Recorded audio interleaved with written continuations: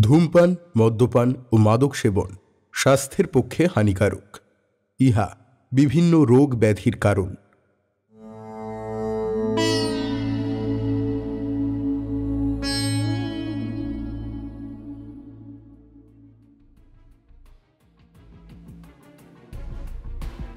নমস্কার, আমি আকাশ আর আপনারা শুনছেন সাহিত্য সমাহার। সাহিত্য সমাহারে আপনারা শুনছিলেন নিহার রঞ্জন গুপ্তের কিরিটি উপন্যাস বৌড়ানির বিল। আজ শুনবেন উপন্যাসের দ্বিতীয় পর্ব। প্রথম পর্বে আপনারা শুনেছেন বৌড়ানির বিলের মধ্যে বকুল গাছের তলায় আকস্মিকভাবে উদ্ধার হয় মৃত্যুঞ্জয় চৌধুরীর মৃতদেহ। অদ্ভুত ব্যাপার, ঠিক ১৯ বছর আগে একই স্থান থেকে উদ্ধার হয়েছিল মৃত্যুঞ্জয় চৌধুরীর স্ত্রী হেমপ্রভা দেবীর মৃতদেহ। খবর পেয়ে মৃত্যুঞ্জয় চৌধুরীর কন্যা সবিতা তড়িঘড়ি বাড়ির উদ্দেশ্যে রওনা হয়। পথে তার সঙ্গে দেখা হয় মৃত্যুঞ্জয় চৌধুরীর বন্ধুপুত্র সত্যজিতের। সত্যজিৎকে সঙ্গে নিয়ে সবিতা এসে পৌঁছয় বৌড়ানির বিলে। সেখানে প্রথম রাত্রেই সত্যজিৎ চাক্ষুষ করে একটি অলৌকিক ঘটনা। ক্রমেই বিপদের কালো মেঘ জমা হতে শুরু করে বৌড়ানির বিলে। সবিতার সঙ্গে পরামর্শ করে সত্যজিৎ তড়িঘড়ি কলকাতায় এসে উপস্থিত হয় এবং কিরিটি রায়ের সঙ্গে সাক্ষাৎ করে। তারপর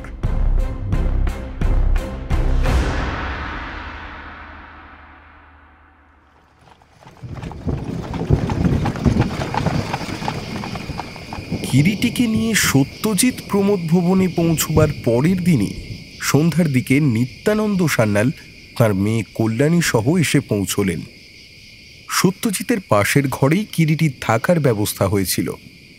সত্যজিৎ পাশের ঘরে সবিতার সঙ্গে কথা বলছিল আর কিরিটি একা ঘরের মধ্যে বিশ্রাম নিচ্ছিল। আমার সবিমা কই?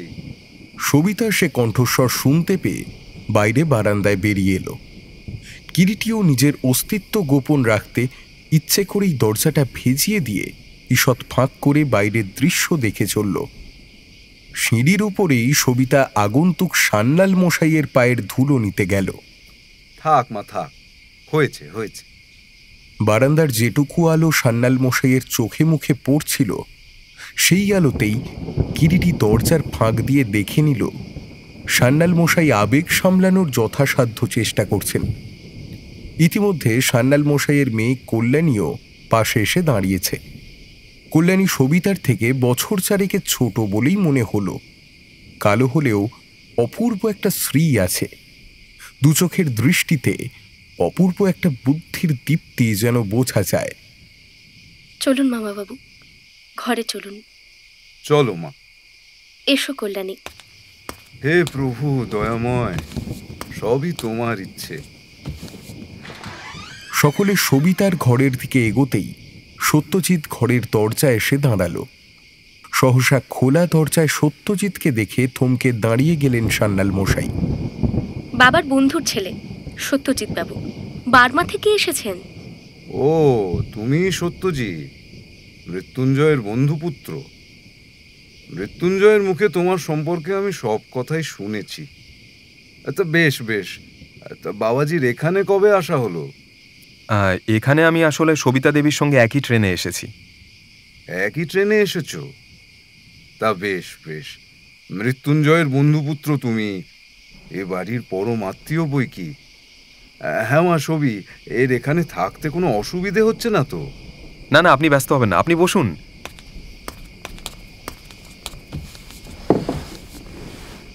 বসন্তের সঙ্গে দেখা হলো না, সে কি নেই? হ্যাঁ, বসন্ত কাকা আছেন তো। কই, তাকে নিচে দেখলাম না তো। দুপুরের দিকে কাছারিতে গেছিলেন, এখনো বোধহয় ফেরেননি। আমার চিঠি পাননি মানে কি? এডেন থেকে পরপর দুখানা চিঠি দিয়েছি, এত দূর পথ এই সুটকেস আর এই অ্যাটাচিটা নিজের কাঁধে করে নিয়ে আসতে হয়েছে। ব্যাপার কি? নিচে এত গোলমাল কিসের? না, আপনার কোনো চিঠি আমি পাইনি। বেশ, চিঠি না পেয়েছেন না পেয়েছেন, চিঠিটা পেলে আর ঝামেলাটা সহ্য করতে হতো না। আমি দেখছি। আমিও আসছি। কিন্তু আপনার পরিচয় সম্পর্কে যখন আমি এতটুকু পরিচিত নই, তখন এ বাড়িতে আপনাকে আমি উঠতে দিতে পারি না। বটে, উঠতে দিতে পারেন না? আমার পরিচয়টা পাবার পরও নয়? না। তাহলে আপনি বলতে চান যে মৃত্যুঞ্জয় চৌধুরী আমার কাকা ছিলেন না? কিন্তু আপনি তো শুনেছি বহুকাল এ বাড়িতে আছেন। এই কথাটাও কি আপনি কাকার মুখে কখনো শোনেননি যে তার এক বড় জাটতুতো ভাই ছিল, ওই শশাঙ্ক শেখর চৌধুরী, এবং 18-19 বছর বয়সে তিনি ভাগ্যান্বেষণে বাংলাদেশ ছেড়ে চলে যান? শুনেছি তাঁর এক জ্যাঠতুতো ভাই ছিল, কিন্তু তবে আবার এর মধ্যে কিন্তুটা কি? কিন্তুটা যথেষ্ট আছে বই কি। আপনি সন্তোষ চৌধুরী যে সেই গৃহত্যাগী শশাঙ্ক শেখর চৌধুরীর একমাত্র পুত্র, একমাত্র আপনার কথা ছাড়া তো তার তো কোনো প্রমাণ দেননি। What do you mean? আমার কথার কি কোনো মূল্যই নেই? আপনি আপনি তাহলে কি বলতে চান? আমি আমি আমি প্রতারক? আপনি মিথ্যে চেঁচাচ্ছেন মশাই। গলাবাজি করে মীমাংসা হবে না। আপনার কাছে কোনো লিখিত প্রমাণ আছে কি, যার সাহায্যে আপনি প্রমাণ করতে পারেন যে আপনিই সেই শশাঙ্ক বাবুর পুত্র সন্তোষ চৌধুরী? তাও আছে বই কি। প্রয়োজন হলে আদালতেই সেটা আমি পেশ করব, আপনাকে নয়। নিচে বাইরের ঘরে এসে সত্যজিৎ ও সবিতা থমকে দাঁড়ায়। অত্যন্ত দীর্ঘকায় মিলিটারি লংস ও বুসকোট পরনে এক বলিষ্ঠ ভদ্রলোক উচ্চ কণ্ঠে নায়েব বসন্তবাবুর সঙ্গে তর্ক করছেন। ঠাকুর বনমালী, গোবিন্দ প্রভৃতি ভৃত্যের দল চারিদিকে দাঁড়িয়ে ভিড় করে। এই ভদ্রলোক কে কাকাবাবু? তুমি বোধহয় সবিতা, কাকার মেয়ে। আমাকে তুমি চিনবে না। আমি তোমার জাটতুতো ভাই। এডেন থেকে আসছি। আমার নাম সন্তোষ চৌধুরী। ইডেন থেকে আসছেন? হ্যাঁ, সব বলবো। আগে একটু চা চাই। বেশ বেশ ধকল গেছে। তেষ্টায় গলে একেবারে শুকিয়ে কাঠ। এমন হতচ্ছাড়া জায়গা যে স্টেশনে একটা চায়ের স্টল পর্যন্ত নেই। আরে এই ব্যাটারা হাঁ করে ভূতের মতো দাঁড়িয়ে দেখছিস কি? জিনিসগুলো ওপরে নিয়ে চল না। ভীষণ টায়ার্ড, আমার একটু রেস্ট দরকার। সন্তোষবাবুর জিনিসপত্র নিচের মহলে আমার পাশের খালি ঘরটায় রাখো গোবিন্দ। নিচের মহলে থাকতে হবে মানে? হ্যাঁ, নিচের ঘরেই আপনাকে থাকতে হবে, যতক্ষণ না আমি সঠিকভাবে আপনার পরিচয় পাচ্ছি। তাহলে আমাকে নিচের ঘরেই থাকতে হবে সবিতা? আমি বরং নিচের একটা ঘরে এসে থাকি না মিস চৌধুরী। উনি বরং... আপনি? আমাকে আপনি চিনতে পারবেন না সন্তোষবাবু। আপনি এসেছেন এডেন থেকে, আর আমি এসেছি ওই রেঙ্গুন থেকে। এদের কোনো আত্মীয় রেঙ্গুনে ছিলেন বলে তো কই আমি জানি না। ঠিকই, আমি এদের কোনো আত্মীয় নই। মৃত্যুঞ্জয়বাবুর বন্ধুপুত্র। এখানে সামান্য কয়েকটা দিনের জন্য অতিথি মাত্র। শীঘ্রই চলে যাব। ও, আপাতত ওপরের কোনো ঘর খালি নেই সন্তোষদা। আপনি বরং 2 দিন কাকা যে ব্যবস্থা করে গেলেন সে নিচের ঘরেই থাকুন। গোবিন্দ, বাবুর জিনিসপত্রগুলো নিয়ে নায়েব কাকার পাশের যে ঘরটা খালি আছে সে ঘরে নিয়ে গিয়ে ব্যবস্থা করে দাও।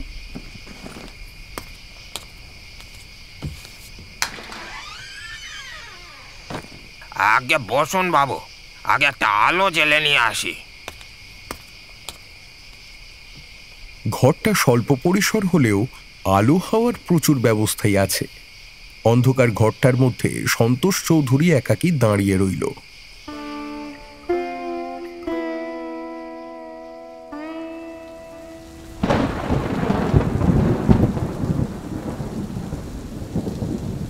পায়ে পায়ে একসময় কিরিটি নিচে নেমে এলো।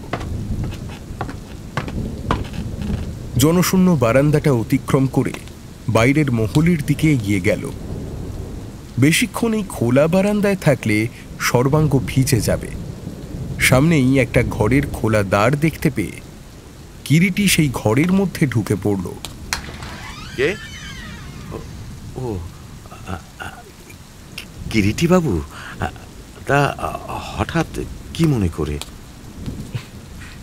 একা একা ঘরের মধ্যে বসে থাকতে ভালো লাগছিল না, তাই আপনার সঙ্গে একটু আলাপ করতে এলাম নায়েব মশাই। তা আপনি বোধহয় এইমাত্র সন্ধ্যাহ্নিক শেষ করলেন নাকি? আচ্ছা, একটু বসতে পারি? নিশ্চয়ই নিশ্চয়ই, বসুন বসুন। আচ্ছা, বলছি আপনার সময় নষ্ট করছি না তো নায়েব মশাই? আরে না না না, সন্ধ্যার পর আমি বিশেষ কোনো কাজই করি না। রাত্রে খাবার আগে পর্যন্ত এটা আমার সম্পূর্ণ বিশ্রামের সময়।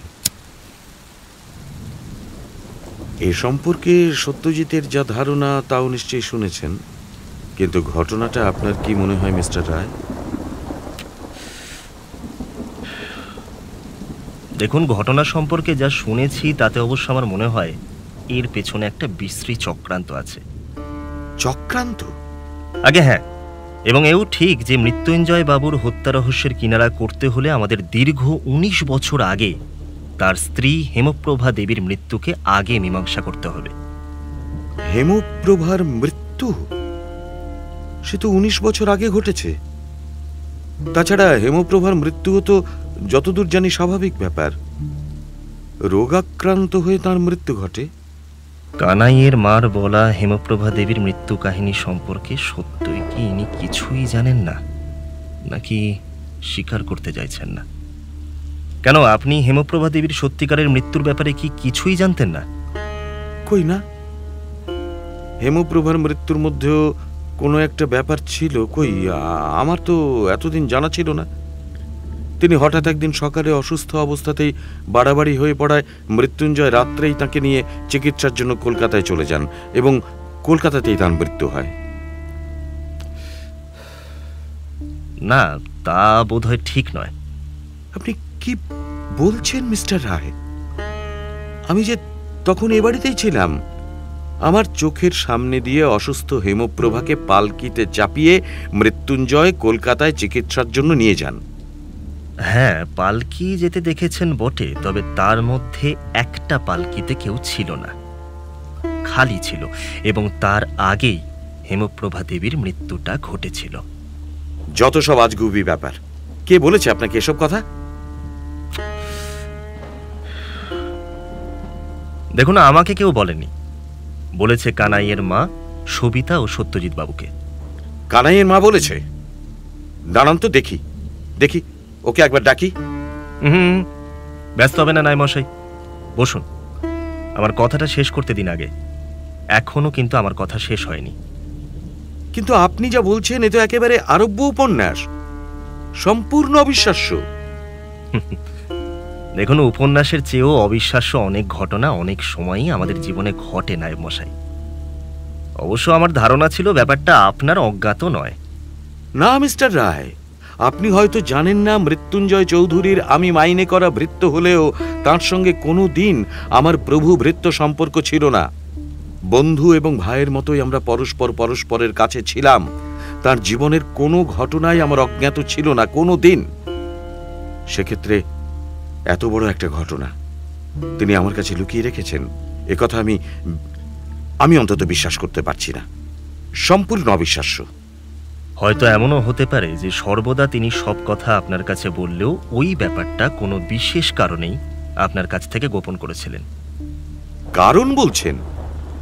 তার এমন কি কারণ থাকতে পারে? আর সত্যি যদি আপনি যা বলছেন তাই হয়ে থাকে, তাহলে এত বড় একটা ঘটনা তিনি নিঃশব্দে চাপা দিয়ে যাবেন, তাই বা কেমন করে বিশ্বাসযোগ্য বলুন? আপনি জানেন না মিস্টার রায়, কিন্তু আমি জানি হেমপ্রভাকে তিনি জীবনাধিক ভালোবাসতেন। তার পায়ে কাটা ফুটলেও তিনি বুক পেতে দিতে পারতেন। তার অমন একটা ব্যাপারকে তিনি নীরবে সহ্য করে যাবেন? নায়ব মশাই, আপনি অবিবাহিত। বিবাহিত স্বামী স্ত্রীর প্রেম ও ভালোবাসার রাস্তাটা এমন জটিল যে তার অনেক সময় হদিশ পাওয়া যায় না। বিশেষ করে আমাদের এই বাংলাদেশে কোনো কোনো স্বামী স্ত্রী জীবনব্যাপী গরমিল অসামঞ্জস্যকে এমনভাবে সহিষ্ণুতা ও সামাজিক নিয়মকানুনের চাপে পড়ে কাটিয়ে দেয় যে জীবিতকালে তো নয়, মৃত্যুর পরেও সেটা কোনো আভাস মাত্র পাওয়া যায় না। অবশ্য আপনি মনে করবেন না যে স্বর্গীয় মৃত্যুঞ্জয় চৌধুরী ও তার স্ত্রী হেমপ্রভা দেবী সম্পর্কে আমি এমন কিছুই বলতে চাইছি, এবং এক্ষেত্রে সেটা আপাতত খুব বড় কথাও নয়। আমি যেটা সম্পর্কে স্থির নিশ্চিত হতে চাই সেটা হচ্ছে সত্যি সত্যি হেমপ্রভা দেবীরও এইখানেই মৃত্যু হয়েছিল কিনা, এবং মৃত্যুঞ্জয় চৌধুরীর কলকাতা থেকে ফেরার 7 দিন বাদে তিনি তার মৃতদেহ নন্দনকাননের বকুল গাছটার তলাতেই আবিষ্কার করেছিলেন কিনা। এসব আপনি কি বলছেন মিস্টার রায়? তিনি কলকাতা থেকে ফিরে এসে হেমপ্রভার মৃতদেহ সেই বকুল গাছের তলায় আবিষ্কার করেছিলেন? হ্যাঁ, তাই। অন্তত কানাইয়ের মায়ের বর্ণিত কাহিনী সেই কথাটাই বলে। মিস্টার রায়, কানাইয়ের মাকে এ সম্পর্কে ভালো করে জিজ্ঞাসাবাদ করা আমার একান্তই প্রয়োজন। বললাম তো, সে পরে করলেও চলবে, তবে আমাকে যদি আপনি বিশ্বাস করেন তবে এইটুকু আপনাকে আমি বলতে পারি, ও সম্পর্কে আমি নিজেও তাকে জিজ্ঞাসাবাদ করেছিলাম এবং আমার ধারণা সে মিথ্যে বলেনি। 19 বছর আগে ঠিক যেমনটা ঘটেছিল এবং যেমনটা সে দেখেছিল ঠিক তেমনটাই সে বলেছে। তার মধ্যে কোনো কিছুই মিথ্যে নেই। কিন্তু কানাইয়ের মার কথা যদি সত্যিই ধরে নেওয়া যায়, তাহলে একটা ব্যাপার আমি কিছুতেই বুঝতে পারছি না। হেমপ্রভার মৃত্যুর ব্যাপারটা মৃত্যুঞ্জয়ের এভাবে গোপন করার কি উদ্দেশ্য থাকতে পারে? আমারও জিজ্ঞাসা তাই সেনমশাই। তিনি তার স্ত্রীর মৃত্যুর ব্যাপারটা সকলের কাছ থেকে এইভাবে আগাগোড়া গোপন করে গেলেন কেন? অবশ্য ঘটনা থেকে যতটুকু জানা যায়, কানাইয়ের মা দৈবক্রমে ব্যাপারটা দেখে ফেলেছিল বলেই আজ আমরা এতদিন পরে সমস্ত ব্যাপারটা জানতে পেরেছি। নচেত সেটা হয়তো কেউই জানতে পারত না। তবে আমি যতদূর শুনেছি এবং এইমাত্র আপনার মুখ থেকেও যতটা জানতে পারলাম, আপনার সঙ্গে স্বর্গীয় মৃত্যুঞ্জয় চৌধুরীর একটা নিকট যোগাযোগ ছিল, মনের দিক থেকে। তাই জিজ্ঞাসা করছি, আপনি কি তার জীবনের এমন কোনো অতীত ঘটনার কথা জানেন যার দ্বারা আমরা তার স্ত্রীর রহস্যময় মৃত্যুর ওপরে কোনো আলোকপাত করতে পারি? শুনুন নাই মশাই, একটা বিষয়ে আমি অন্তত স্থির নিশ্চিত যে মৃত্যুঞ্জয় চৌধুরীকে নিষ্ঠুরভাবে হত্যাই করা হয়েছে। অবশ্য ঘটনার অনেক পরে আমি অকুস্থলে এসেছি। তাহলেও এই মৃত্যু রহস্যের মীমাংসা করাটা খুব একটা দুঃসাধ্য ব্যাপার হবে না, কেবল কিছুটা সময় নেবে। কিন্তু আপনাদের সকলের সাহায্য যদি পাই, তাহলে মীমাংসার ব্যাপারটা সহজ হয়ে আসে। আমি তো আপনাকে প্রথম দিনই বলেছি কিরিটি বাবু, আমার যতটুকু সম্ভব আপনাকে আমি সাহায্য করতে প্রস্তুত। এবং একথাও আপনাকে আমি প্রথম দিনই বলেছি, মৃত্যুঞ্জয়ের মতো নির্মল ও সৎ চরিত্রের লোক আমি জীবনে বড় একটা দেখিনি। কোনো কলঙ্কই তাকে স্পর্শ করেনি। আচ্ছা, যে রাত্রে মৃত্যুঞ্জয় চৌধুরী মারা যান, সেই বিকেলে বা সন্ধ্যায় শেষ আপনার সঙ্গে কখন দেখা হয়েছিল নায়েব মশাই? রাত 10টায় তিনি আহার করেন। তার আগে পর্যন্ত তার শোবার ঘরে আমরা দুজনে বসে কথাবার্তা বলছিলাম। ঠিক কি ধরনের কথাবার্তা সে রাত্রে আপনাদের মধ্যে হয়েছিল? সবিতা সম্পর্কে বিশেষ যে কথাবার্তা হয়েছিল। সত্যজিৎকে তিনি রেঙ্গুন থেকে আসতে লিখেছেন এবং সে এলে উভয়ের যদি উভয়কে পছন্দ হয় তাহলে এই সামনের আষাঢ়েই ওদের বিয়ে দেবেন, এসবই বলছিলেন। আর কোনো কথা হয়নি আপনাদের মধ্যে যাতে তার আসন্ন মৃত্যু সম্পর্কে কোনো ধারণা করা যেতে পারে? না। আচ্ছা, ইদানিং তার মনের অবস্থা ঠিক কেমন ছিল বলতে পারেন? মানে কোনো দুশ্চিন্তা? না। জমিদারির অবস্থা ও আর্থিক অবস্থা ইদানিং তার ভালোই ছিল নিশ্চয়ই? হ্যাঁ, ব্যাংকে প্রায় $1,03,000 টাকা মজুদ আছে। কলকাতায় একখানা বাড়ি এবং এখানকার জমিদারি ও কারবারের অবস্থা আশাতীত ভালোই বলতে হবে। আচ্ছা, তিনি কোনো উইল করে গেছে বলে কি জানেন? বছর 5 আগে একটা উইল করেছিলেন। ইদানিং অবশ্য একবার কিছুদিন আগে বলেছিলেন পূর্বের সেই উইলটার একটু সামান্য অদল বদল করবেন, কিন্তু সেটা আর করা হয়ে ওঠেনি। সেই উইলে কি লেখা আছে সেটা জানেন? তার যাবতীয় সম্পত্তি তার একমাত্র মেয়ে সবিতাই পাবে। কেবল কেবল 1050 টাকা তিনি আমার নামে দিয়ে গেছেন। প্রয়োজন মতো সেটা আমি এবং আমার একান্ত ইচ্ছা মতো যে কোনো কাজে ব্যবহার করতে পারবো। আর তার কোনো নিকট বা দূরাত্মীয় বা বন্ধু বান্ধবকে কিছুই দিয়ে যাননি? না, তবে ভাইপো সন্তোষ চৌধুরীর নামে উইলের মধ্যে একটা নির্দেশ আছে। তাহলে যিনি আজ সন্ধ্যাবেলায় এডেন না কোথা থেকে এলেন, উনি কি সেই দূর সম্পর্কীয় ভাইপো সন্তোষ চৌধুরী? উনি সেই মৃত্যুঞ্জয়ের বর্ণিত সন্তোষ চৌধুরী কিনা বলতে পারি না, যদিও সেই পরিচয় নিয়েই উনি এসে হাজির হয়েছেন। এই ভদ্রলোককে তাহলে ইতিপূর্বে আপনি কখনো দেখেননি এবং চেনেনও না, তাই তো? না। আচ্ছা, উইলে ওর সম্পর্কে কি নির্দেশ দেওয়া আছে বলছিলেন? ভাইপো সন্তোষ চৌধুরী যদি কোনোদিন ফিরে এসে তার পিতৃ সম্পত্তির দাবি জানান, তাহলে সমস্ত সম্পত্তির 4 ভাগের 1 ভাগ সে পাবে, বাকি 4 ভাগের 3 ভাগ পাবে সবিতা। সবিতা যদি বিয়ে না করে তাহলে অর্ধেক সম্পত্তি ওই সন্তোষ চৌধুরী পাবেন, অথবা সবিতার মৃত্যুর পর যদি তার কোনো সন্তান সন্ততি না থাকে, তাহলে ওই সন্তোষ চৌধুরী বা তার বংশধরেরা যদি জীবিত থাকে, তাহলে সমস্ত সম্পত্তির 4 ভাগের 3 ভাগ তারা পাবে এবং বাকি অংশ সবিতার স্বামী পাবে।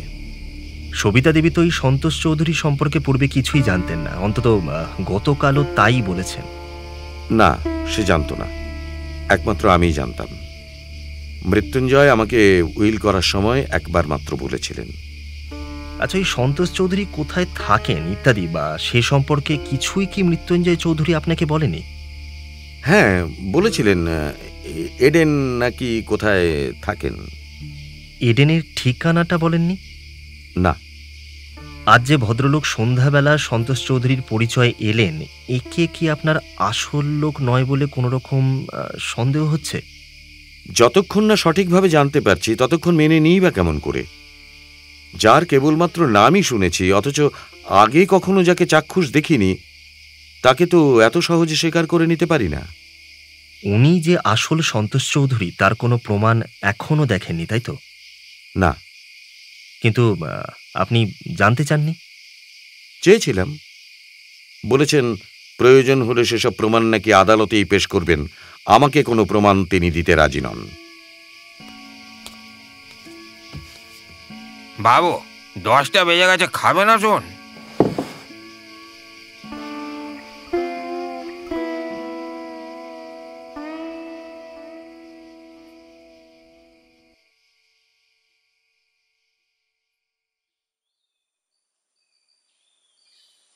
খোলা জানালায় ভোরের ঠান্ডা ভেজা হাওয়ায় কিরিটির ঘুমটা ভেঙে গেল। শয্যা ত্যাগ করে আলনা থেকে জামাটা গায়ে চাপিয়ে বাইরের বারান্দায় বেরিয়ে এলো সে। এ বাড়ির কারোরই এখনো ঘুম ভাঙেনি। সিঁড়ি দিয়ে নেমে সদর দরজা খোলা দেখেই বাইরে চলে এলো।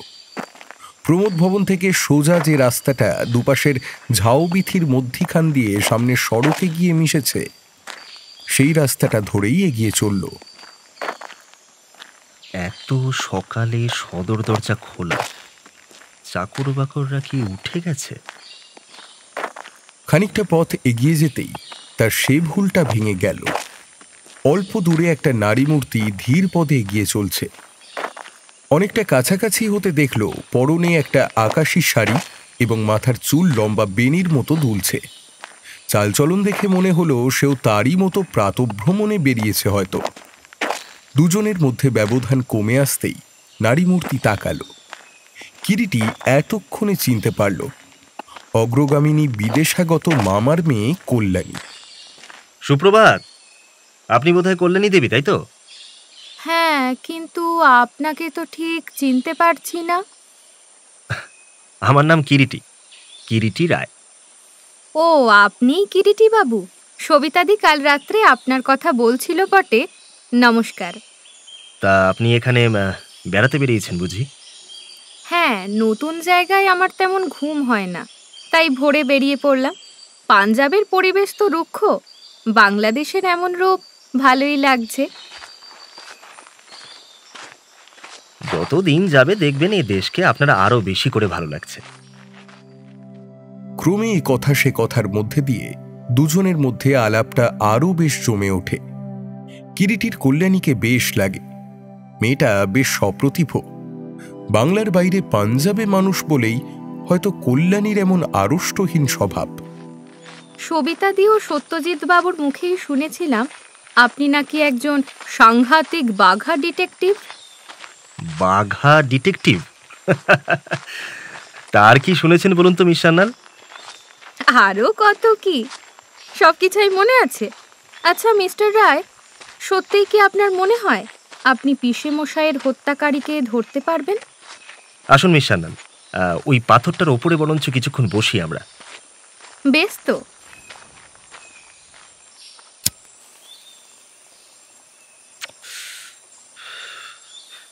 হ্যাঁ, কি যেন বলছিলেন আপনি মিস সান্যাল? হত্যাকারীকে ধরতে পারবো কিনা, তাই তো? হ্যাঁ, জানেন আমি একজন ডিটেকটিভ গল্পের খুব ভক্ত। এইসব তদন্তের ব্যাপারে আমার ভারী ইন্টারেস্ট। ছোটখাটো সব অদ্ভুত সূত্র ধরে হত্যাকারীকে খুঁজে বের করা ভারী শক্ত কাজ, তাই না? তা একটু শক্ত বই কি, কিন্তু চোখ থাকলে এবং কমন সেন্স একটু প্রখর থাকলেই যে কোনো রহস্যের সমাধানে বিশেষ বেগ পেতে হয় না। তবে সকলে পারে না কেন? আসল ব্যাপারটা কি জানেন? ধরুন আপনাকে একটা সাধারণ উদাহরণ দিই। আচ্ছা বলুন তো, সবিতা দেবীর বাড়িতে একতলা থেকে দোতলায় উঠতে কটা সিঁড়ি আছে? কটা সিঁড়ি? হ্যাঁ বলুন না, আপনি কতবার ওই সিঁড়ি দিয়ে ওঠানামা করেছেন কাল থেকে? তা কাল রাত্রে বার চারেক এবং আজ সকালে একবার। 5 বার। তাহলে বলুন কটা সিঁড়ি আছে? এই 25-30টা হবে বোধহয়। 31টা সিঁড়ি আছে। তবেই দেখুন, একই সিঁড়ির পথে আপনিও আমি দুজনাই ওঠানামা করেছি। আমি সিঁড়িপথ দিয়ে আপনার মতো কেবল ওঠানামাই করিনি, প্রথমবারেই ওঠবার সময় চারিদিকে ভালো করে সিঁড়িগুলোর অবস্থা দেখে মোট কতগুলো সিঁড়ির ধাপ আছে সেটাও গুনে নিয়েছি। এইটাই হয়, you only see but I observe. এইখানেই আমাদের পরস্পরের মধ্যে তফাৎ। আমি বাড়িটার ওপরতলার যাবতীয় খুঁটিনাটি সব বলে দিতে পারি। চলুন, রোদ উঠছে, এবারে ফেরা যাক। চলুন। তাহলে কথা হচ্ছিল আমাদের যে হত্যাকারীকে ধরতে পারবো কিনা। ধরতে পারবই, তবে বর্তমানে এখন আমার কেবল চারিদিকে দেখার ও কান পেতে শোনার পালাই চলছে। এরপর যা দেখব শুনবো সব কিছু নিয়ে ভাবতে হবে, এবং ভাবতে ভাবতেই আমার চোখের সামনে ক্রমে সব রহস্যের কুয়াশা ভেদ করে যখন আলো ফুটে উঠবে, তখনই আপনাকে বলতে পারবো ঠিক কবে আমি হত্যাকারীর কিনারা করতে পারবো। তার আগে নয়। আমাকে আপনার এই রহস্যের অনুসন্ধানের ব্যাপারে সহকারিনী করবেন মিস্টার রায়? বেশ তো, সহকারী যদি সত্যিকারের সহকারী হয় তাহলে কাজ করার মধ্যেও যে একটা আনন্দ আছে। কিন্তু আমার সহচর্য যদি আপনার কাজে বিঘ্ন ঘটায়? বিঘ্ন ঘটাবে কেন? আপনার মনে যদি আমাকে আমার কাজে সত্যিই সাহায্য করার ইচ্ছা থাকে, তাহলে কি আর আপনি বিঘ্ন ঘটাতে পারবেন? গেটের কাছে নায়েব মশাইয়ের পাশে ওই ভদ্রলোকটা কে মিস্টার রায়? চিনতে পারা তো কঠিন নয় মিস সান্যাল। আপনি চেনেন নাকি ওকে? না, তবে ভদ্রলোককে দেখে অনায়াসেই একটা অনুমান করাই যায়। আপনি চেয়ে দেখুন, ভদ্রলোকের পরনে খাকি প্যান্ট ও খাকি হাফ শার্ট। তার থেকে কি প্রমাণ হলো? প্রমাণ হচ্ছে এই যে ভদ্রলোক বোধহয় এখানকার থানার অফিসার বা পুলিশের লোক। আপনার যুক্তি বেশ তো। খাকি জামা কাপড় পরলেই পুলিশের লোক হবে নাকি? মিলিটারির কোনো লোকও তো হতে পারে। এক্ষেত্রে বোধহয় সেটা নয়। তার কারণ হলো দুটো। 1 নম্বর হচ্ছে মিলিটারি ড্রেস ঠিক অমন হয় না। দ্বিতীয়ত, এরকম জায়গায় ওই পোশাক কেউ পরলে সে পুলিশের লোক হওয়ারই সম্ভাবনা বেশি। এই যে মিস্টার রায়, আসুন আসুন। বেড়াতে বেরিয়েছিলেন বুঝি? হ্যাঁ। আপনার জন্য ইনি অপেক্ষা করছেন। আসুন পরিচয় করিয়ে দিই। ইনি এখানকার থানা ইনচার্জ লক্ষ্মীকান্ত সাহা। আর এর কথাই আপনাকে গতকাল আমি জানিয়েছিলাম চিঠি দিয়ে। ইনি শ্রীযুক্ত কিরিটি রায়। নমস্কার। নমস্কার। কাল বসন্তবাবুর চিঠিতে আপনার এখানে আসার সংবাদ পেয়েই আপনার সঙ্গে আলাপ করার লোভটা সামলাতে পারলাম না মিস্টার রায়। ওর মুখেই শুনলাম চৌধুরী মশাইয়ের মেয়ে নাকি বাপের হত্যা রহস্যের কিনারা করতে আপনাকে এখানে ডেকে এনেছেন। ব্যাপারটা কিছু বুঝতে পারলেন? না না, এই তো সবে 2 দিন এখানে এসেছি। এখনো তো সব চারিদিক ভালো করে দেখাশোনার সুযোগটাই পাইনি। আর দেখাশোনা আর কি করবেন? লাশও তো সৎকার করে ফেলা হয়েছে। তা তো ফেলতেই হবে। বাসি মরা ঘরের মধ্যে রেখে কি লাভ বলুন তো? কেবল অযথা দুর্গন্ধই ছড়াবে। তাহলে আর দেখবেন কি? দেখুন লক্ষ্মীকান্তবাবু, যে কোনো হত্যার ব্যাপারেই মৃতদেহটা তো শেষ পরিচ্ছেদ মাত্র। প্রশ্নের অঙ্কের উত্তরমালা ছাপার অক্ষরে একটা সংখ্যাত্তর মাত্র। কিন্তু উত্তরটা জানলেই তো আর অঙ্কটা কষা যায় না, কি বলেন? তা যা বলেছেন। তবে কি জানেন মিস্টার রায়, ব্যাপারটা যা বোঝা যাচ্ছে বেশ একটু জটিলই। কেন বলুন তো? কারণ এখানকার কোনো স্থানীয় লোকই চৌধুরী মশাইয়ের হত্যাকারী না। তাই বুঝি? নিশ্চয়ই কোনো বহিরাগত। সে সম্পর্কে কোনো ভুলই নেই। আচ্ছা, আপনি কি মনে করেন খুন করার পর সে বেটা এই চত্বরে আছে? সঙ্গে সঙ্গে পোকারপার হয়ে গেছে। তাহলেই বুঝুন। নচেত আমি কি এত সহজে হাত গুটিয়ে বসে থাকতাম নাকি? এতক্ষণে বেটাকে নিয়ে হাজতে ভরতাম না? চলুন না, ভেতরের ঘরে বসেই কথাবার্তা হবে খুন। তাই চলুন।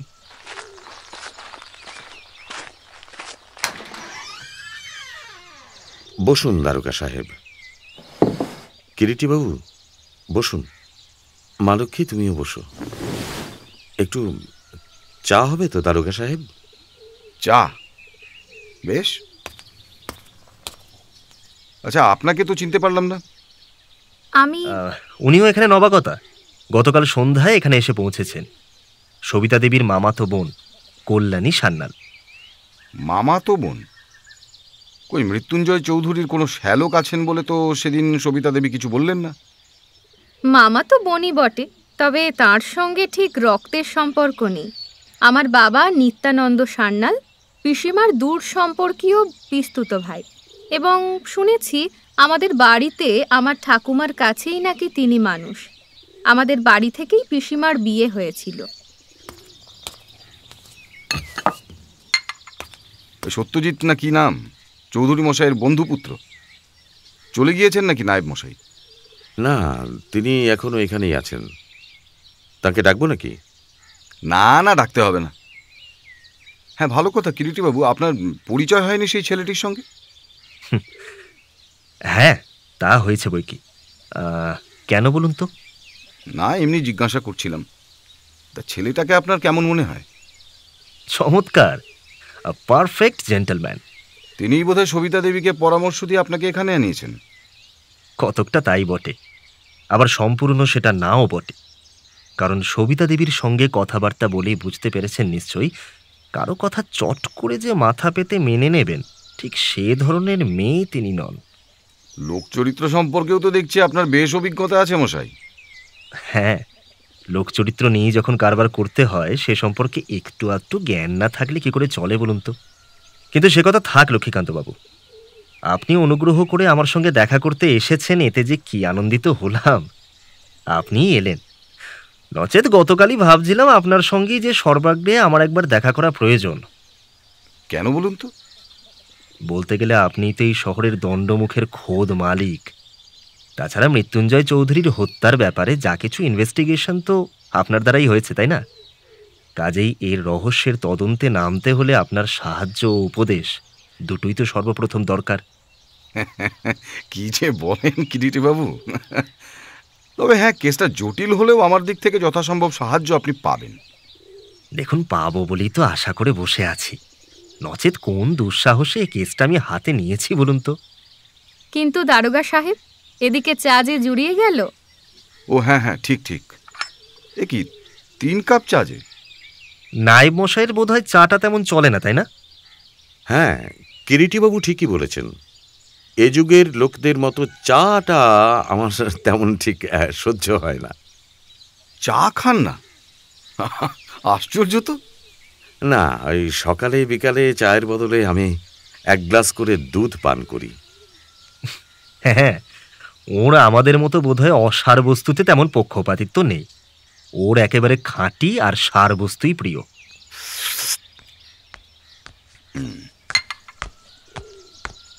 এই যে বসন্ত ভায়া।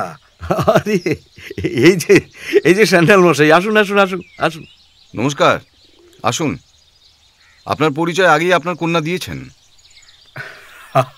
বটে বটে, কিন্তু মেয়ের কাছ থেকে বাপের পরিচয়, সেটা তো ঠিক পরিচয় পাওয়া হলো না দারোগা সাহেব। কেন বলুন তো? কেন আবার? অতিশয়োক্তিতে সে পরিচয় যে অনিবার্যভাবেই নষ্ট হবে। তা সকালে উঠে কোথায় গেছিলে মা? আমার এখনো উপাসনা শেষ হয়নি।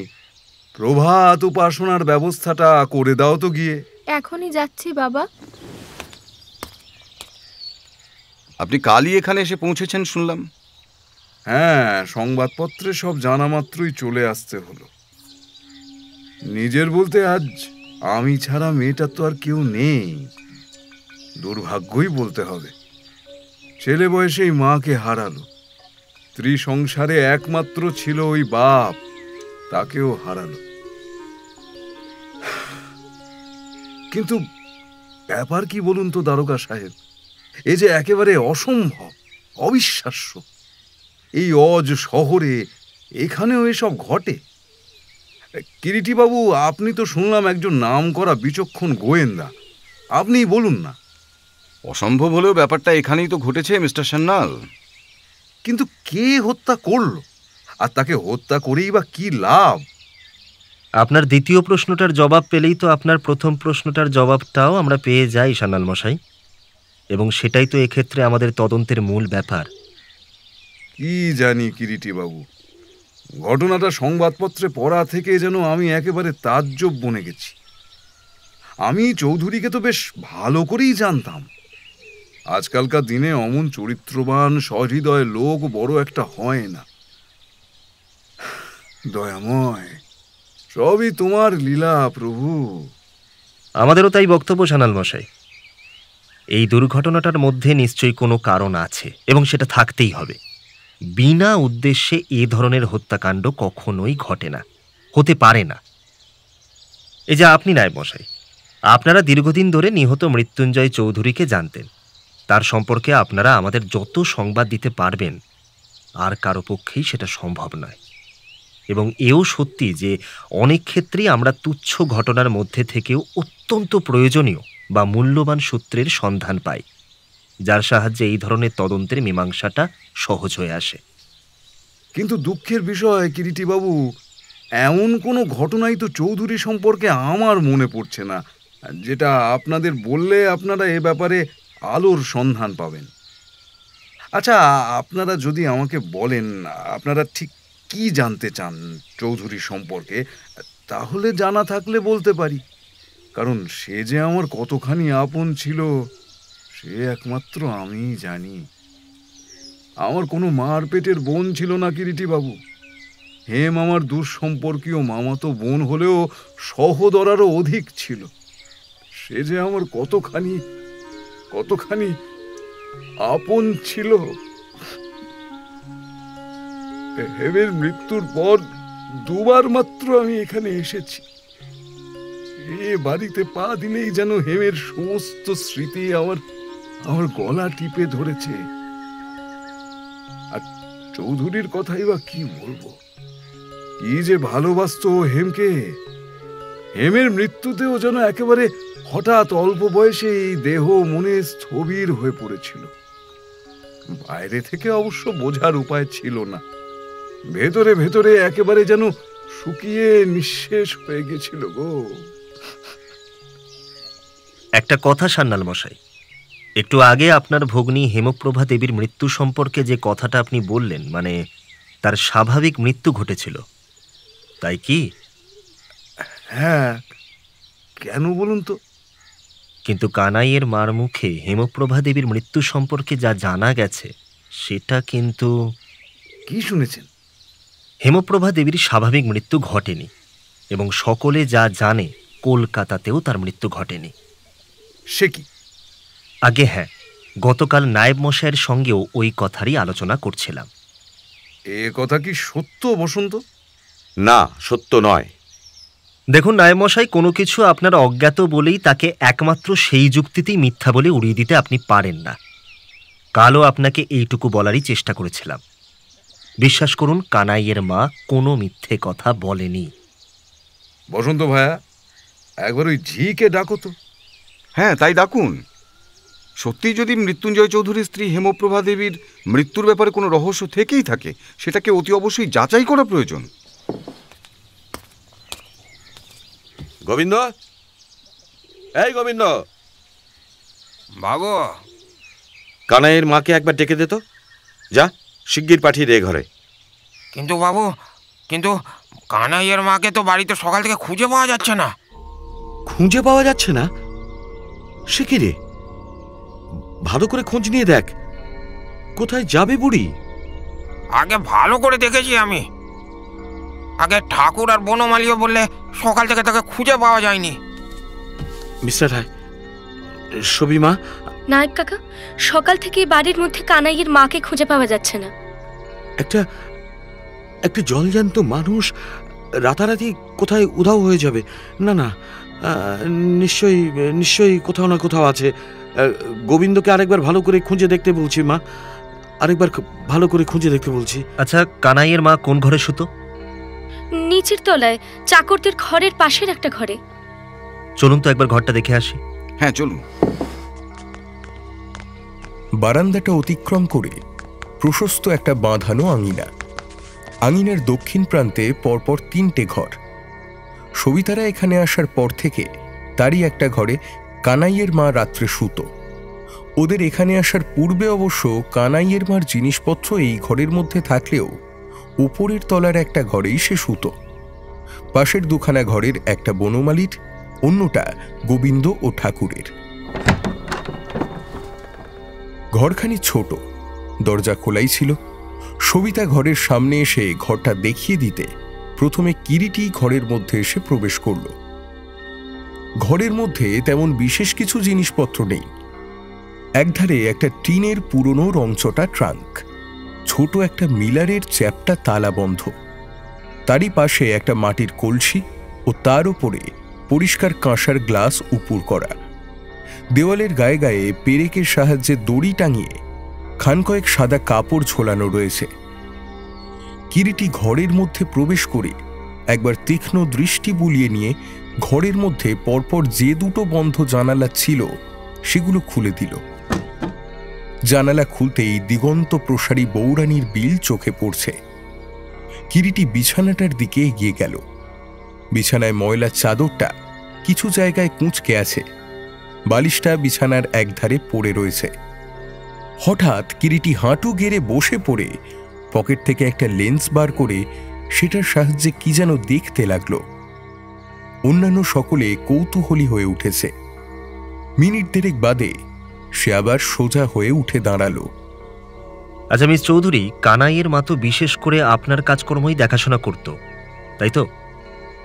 হ্যাঁ, ইদানিং বয়সের জন্য তাকে বিশেষ কাজকর্ম করতে দেওয়া হতো না, নিজের খুশি মতো যা করার করত। কাল রাত্রে শেষবারের মতো তাকে আপনি কখন দেখেছিলেন? রাত 11টার কিছুক্ষণ পরে সে আমার কাছ থেকে চলে আসে। আজ সকালে কখন সর্বপ্রথম জানতে পারেন যে তাকে পাওয়া যাচ্ছে না? এই তো ঘন্টাখানেক আগে। রোজ সকালে সে আমার জন্য চা নিয়ে যেত। আজ যায়নি দেখে খোঁজ করতেই বনমালী এসে আমাকে জানালো কানাইয়ের মাকে খুঁজে পাওয়া যাচ্ছে না। আচ্ছা, বনমালী কোথায়? আমি ডেকে আনছি। এই যে বনমালী, তুমি গতকাল কোন ঘরে শুয়েছিলে? এই ডান দিককার পাশের ঘরটাতে বাবু।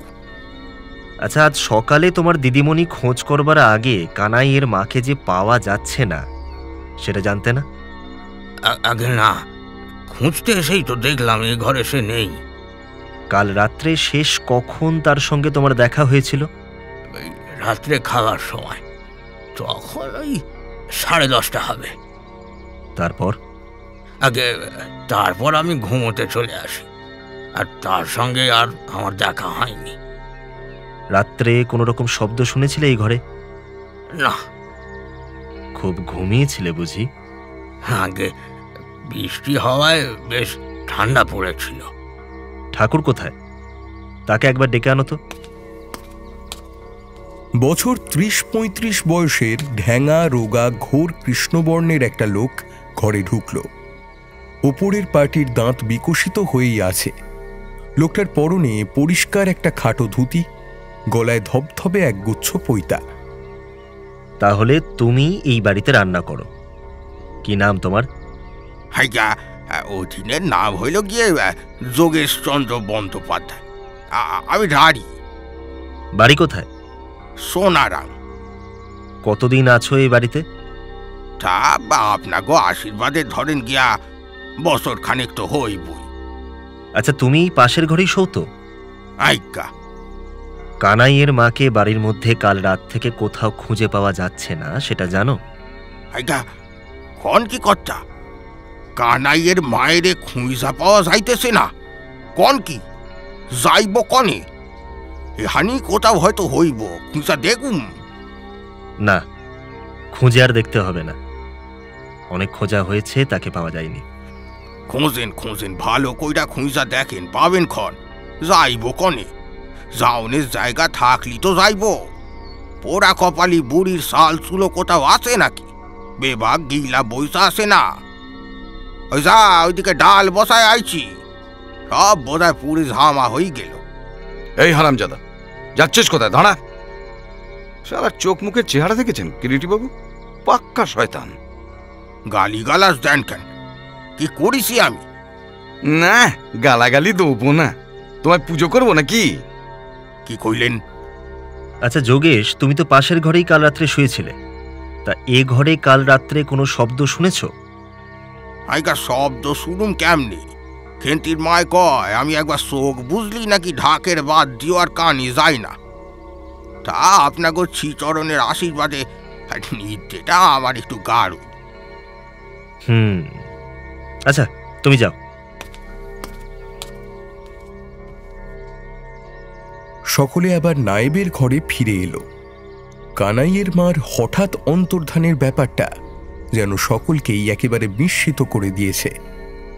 রাতারাতি কোথায় যেতে পারে কানাইয়ের মা? শহর তো এখান থেকে প্রায় মাইল 5 দূরে।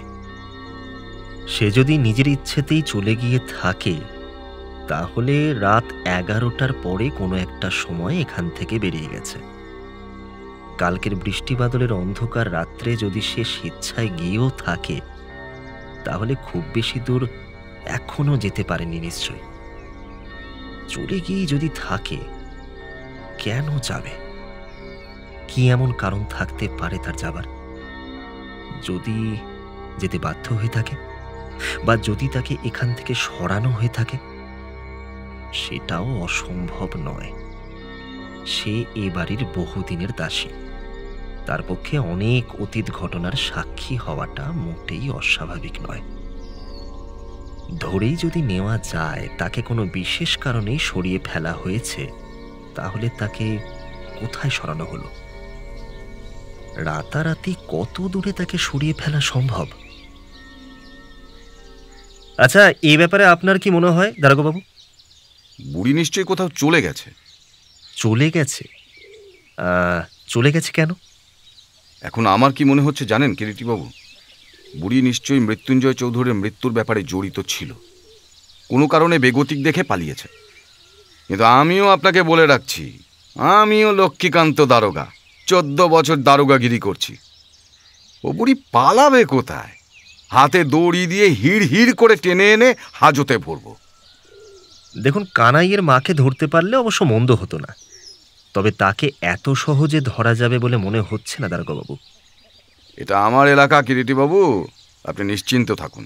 এই গোবিন্দ, এই গোবিন্দ, আরে বেটা, তোদের এখনো চা দেওয়ার সময় হলো না? ওটাকে নায়েব মশাই? সন্তোষ চৌধুরী গতকাল সন্ধ্যায় এডেন থেকে এসেছে, পরিচয় দিচ্ছে ভাইপো। ভাইপো? কই, এর সম্পর্কে কোনো কথা তো সেদিন আপনার মুখে বা সবিতা দেবীর মুখে শুনিনি। আপনিও কি ওর আসবার পূর্বে ওর সম্পর্কে কোনো কথাই শোনেননি সবিতা দেবী? না। আপনার বাবা কোনোদিন যে তার জাততুতো ভাই এডেনে থাকেন সে সম্পর্কে কোনো কথাই কি আপনাকে বলেননি মিস চৌধুরী? না। নায়েব মশাই, আপনিও কি কোনোদিন তার মুখে শোনেননি যে তার কোনো জাততুতো ভাই আছেন যিনি এডেনে থাকেন? শুনেছিলাম একবার, কয়েক বছর আগে, কথায় কথায় একদিন তিনি বলেছিলেন তার এক জ্যাঠতুতো ভাই বিয়ের পর হঠাৎ বাপের সঙ্গে নাকি কি নিয়ে গোলমাল বাঁধায়, তারপর কাউকে কিছু না জানিয়েই রাতারাতি বউকে নিয়ে বাড়ি থেকে চলে যান। তারপর নাকি আর তাঁদের কোনো সংবাদ পাওয়া যায়নি। চৌধুরীরাও তখন জয়েন্ট ফ্যামিলি। রামশঙ্কর চৌধুরী ও মৃত্যুঞ্জয় চৌধুরীর পিতা পরস্পর সহোদর ভাই। রামশঙ্করও তাঁর পিতার একমাত্র পুত্র ছিলেন এবং মৃত্যুঞ্জয় ছিলেন তাঁর পিতার একমাত্র পুত্র। রামশঙ্করের গৃহত্যাগের পর দীর্ঘ 11 বছরেও যখন গৃহত্যাগী সন্তান আর ঘরে ফিরল না এবং হাজার চেষ্টা করেও বহু খরচ করেও তাঁর বা তাঁর স্ত্রীর কোনো সংবাদই পাওয়া গেল না, তখন তিনি তাঁর মৃত্যুর পূর্বে তাঁর ভাগের সম্পত্তি স্বেচ্ছায় তাঁর একমাত্র ভাইপো মৃত্যুঞ্জয় চৌধুরীকেই দান করে যান, কেবল একটি শর্তে, যদি কোনোদিন তার গৃহত্যাগী সন্তান বা তার বংশের কেউ ফিরে আসে, তাহলে তার ভাগের সম্পত্তি তাকে যেন ফিরিয়ে দেওয়া হয়। কিন্তু সেও আজ দীর্ঘ ৩৪ বছর আগেকার ঘটনা। এই ভদ্রলোক বলছেন তিনি মৃত্যুঞ্জয় চৌধুরীর ভাইপো? হ্যাঁ, কিন্তু প্রমাণের কথা জিজ্ঞেস করায় বলেছে প্রয়োজন হলে সেসব প্রমাণ কোর্টেই দাখিল করবে, আমাকে সে কিছুতেই দেখাতে রাজি নয়। ডাকুন তো একবার ভদ্রলোককে।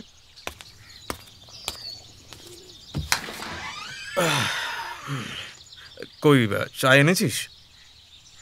ও নায়েব মশাই যে, কি ব্যাপার বলুন তো? সত্যি আমাকে এ বাড়ি থেকে তাড়াবার মতলব নাকি আপনার? সকালবেলা ভদ্রলোককে যে 1 কাপ চা দিতে হয়, তাও কি এ বাড়ির চাকররা জানে না নাকি?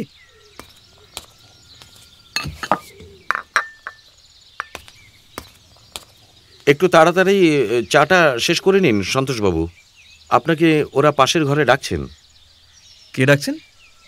এখানকার থানার বড় দারোগা সাহেব। দারোগা সাহেব? কিন্তু আমার সঙ্গে কি প্রয়োজন? তা তো জানি না, তবে এখনই একবার আপনাকে ডেকেছেন। বাবা, আমি ডাকাতও নই, খুনিও নই। I have got no business with any daroga saheb. আপনার কোনো বিজনেস না থাকতে পারে, কিন্তু আমার আছে। কে আপনি? ভদ্রলোকের ঘরে পারমিশন নিয়ে ঢুকতে হয় এটুকু জানেন না? জানি কিনা সেটা পরে বিবেচনা করা যাবে। আপাতত আপনাকে আমার সঙ্গে এখনই একবার থানায় যেতে হবে। কি থানা? থানায় যেতে হবে কেন? কারণ আপনি আমার এলাকায় বিদেশি, আমাকে না জানিয়ে প্রবেশ করেছেন। তাই নাকি? বাংলাদেশের গ্রামগঞ্জেও পাসপোর্ট সিস্টেম প্রচলন হয়েছে, কই এ কথা তো শুনিনি। দেখুন সন্তোষবাবু, কার সঙ্গে রসিকতা করছেন একটু ভেবে করবেন। আপনি আমার সঙ্গে এখনই থানায় যেতে রাজি কিনা বলুন। যদি না যাই? কেমন করে যাওয়াতে হয় তা আমি জানি। তা থানা থেকে কি কনস্টেবল পাঠিয়ে দেব? চলুন চলুন, কোথায় যেতে হবে? কিন্তু মনে রাখবেন দারোগা সাহেব, এ অপমান আমি এত সহজে হজম করব না। এখন চলুন তো, তারপর যা করার করবেন। কিরিটবাবু, আপনিও আসুন, আপনার সঙ্গে আমার অনেক পরামর্শ আছে। আমি ভাবছিলাম সন্ধ্যার দিকে আপনার ওখানে একবার যাব। বেশ, তাই না হয় আসবেন। চলুন সন্তোষবাবু।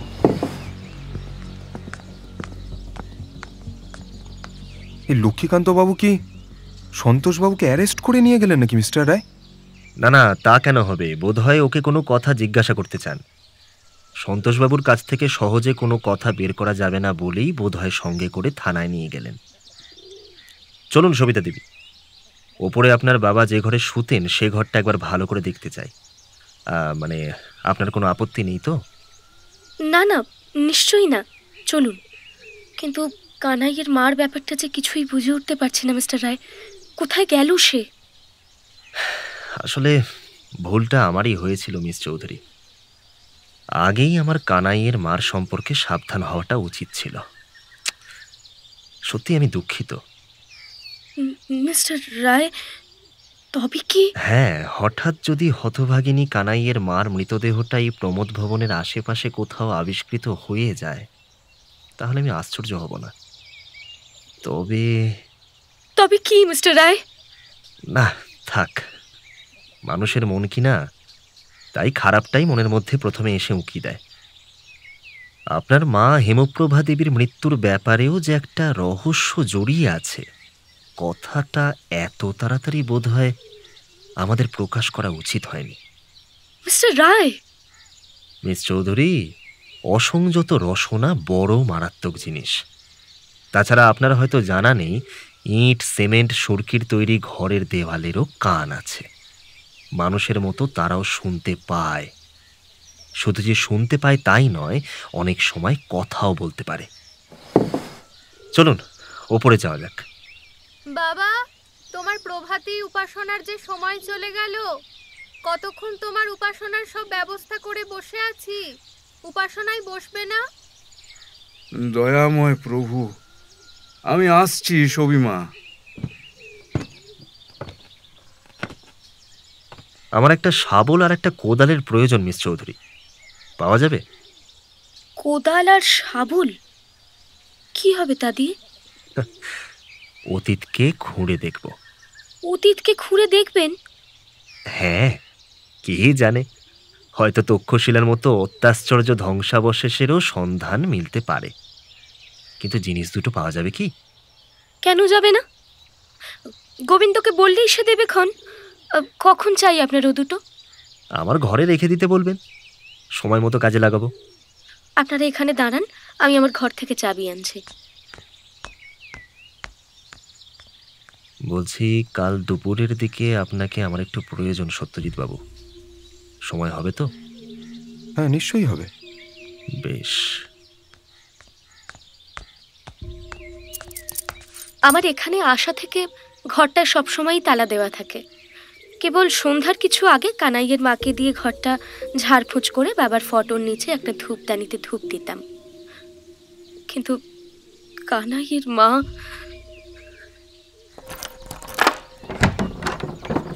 মৃত্যুঞ্জয় চৌধুরীর ঘরের মধ্যে যে জিনিসটা যেমনভাবে সাজানো ছিল এখনো অবিকল ঠিক তেমনটিই আছে। কোনো কিছুই নাড়াচাড়া করা হয়নি। ঘরে ঢুকতেই সামনে দেওয়ালে একটা এনলার্জ করা ছবি টাঙানো, মৃত্যুঞ্জয় চৌধুরী ও তাঁর কন্যা সবিতার ছোটবেলার। ঠিক মুখোমুখি না হলেও ঘরের অন্য দিকের দেওয়ালে একটা সেকালের ভারী মেহগনি কাঠের পালিশ করা দেরাজ। দেরাজটা পুরনো হলেও পালিশ যেন এখনো চকচক করছে। দেরাজের ঠিক ওপরে একখানা এনলার্জ করা ছবি দেওয়ালের গায়ে টাঙানো। সোনালি রঙের সূক্ষ্ম কারুকার্যের মোটা চওড়া ফ্রেমে বাঁধানো ছবিটা। ছবির মধ্যে দেখা যাচ্ছে বছর 24-25-এর এক নারীকে। ওটি হেমপ্রভার প্রতিকৃতি। ঠিক অবিকল যেন সবিতাই রয়েছে ছবির মধ্যে। মায়ের চেহারার এমনকি চোখ মুখ কপালের হুবহু আদলটা পর্যন্ত পেয়েছে সবিতা। ঘরের দক্ষিণ কোণে একটা ভারী কাঠের চৌকির ওপরে বসানো একটা লোহার সিন্দুক। ঘরটা এমনভাবে তৈরি যে প্রচুর আলো হাওয়ার অবাধ গতিবিধি। বিলের দিকে দুটো জানালা ঘেঁষে একেবারে একটা উঁচু পালঙ্কের ওপরে একটা বিছানা সবুজ বর্ণের বেড কভার দিয়ে ঢাকা। একপাশে আলনায় খান কয়েক ধুতি জামা গোছানো এবং আলনার নিচে দুজোড়া জুতো। ঘরের অন্যদিকে একটা ছোট সেক্রেটারিয়েট টেবিল। টেবিলের উপরে কিছু কাগজপত্র ও খান কয়েক বই। সামনেই একটা চেয়ার ছাড়াও একটা দেওয়াল আলমারি, একটা দামি আরাম কেদারা ও একটা জলচৌকি আছে ঘরে। ঘরে দুটো দরজা, একটা ঘরে ঢোকার জন্য আর অন্যটা সামনের দিকে ছাদে যাতায়াতের জন্য। আচ্ছা, ওই দেয়াল আলমারি, সিন্দুকটা আর ড্রয়ারের চাবি আপনার কাছে আছে তো মিস চৌধুরী? হ্যাঁ, এই নিন। এই চাবির রিঙেই সব চাবি পাবেন। আচ্ছা মিস চৌধুরী, মানে আপনার বাবা রাত্রে যখন ঘুমোতে যেতেন জানলা দরজা শুনেছি খোলাই থাকতো, তাহলে ছাদের এই দরজাটা মানে ওটাও কি খোলাই থাকতো? যতদূর জানি ওই দরজাটাও রাত্রে তিনি খুলেই শুতেন। তা সাধারণত রাত কটা পর্যন্ত জেগে তিনি পড়াশোনা বা কাজকর্ম করতেন? শুতে প্রায় তার 12টা সাড়ে 12টা হয়ে যেত সকালের দিকে, তাই বোধহয় তিনি একটু দেরিতেই উঠতেন। তার মানে হলো সাধারণত এই সেক্রেটারিয়েট টেবিলে বসেই তিনি কাজকর্ম করতেন। হ্যাঁ। টেবিলটা ইদানিং কতদিন ঝাড়পোছ করা হয়নি? কানাইয়ের মাকে ও টেবিলটা ছুঁতে বারণ করে দিয়েছিলাম। এখানে আসার পর আমি একদিন মাত্র টেবিলটা পরিষ্কার করেছিলাম।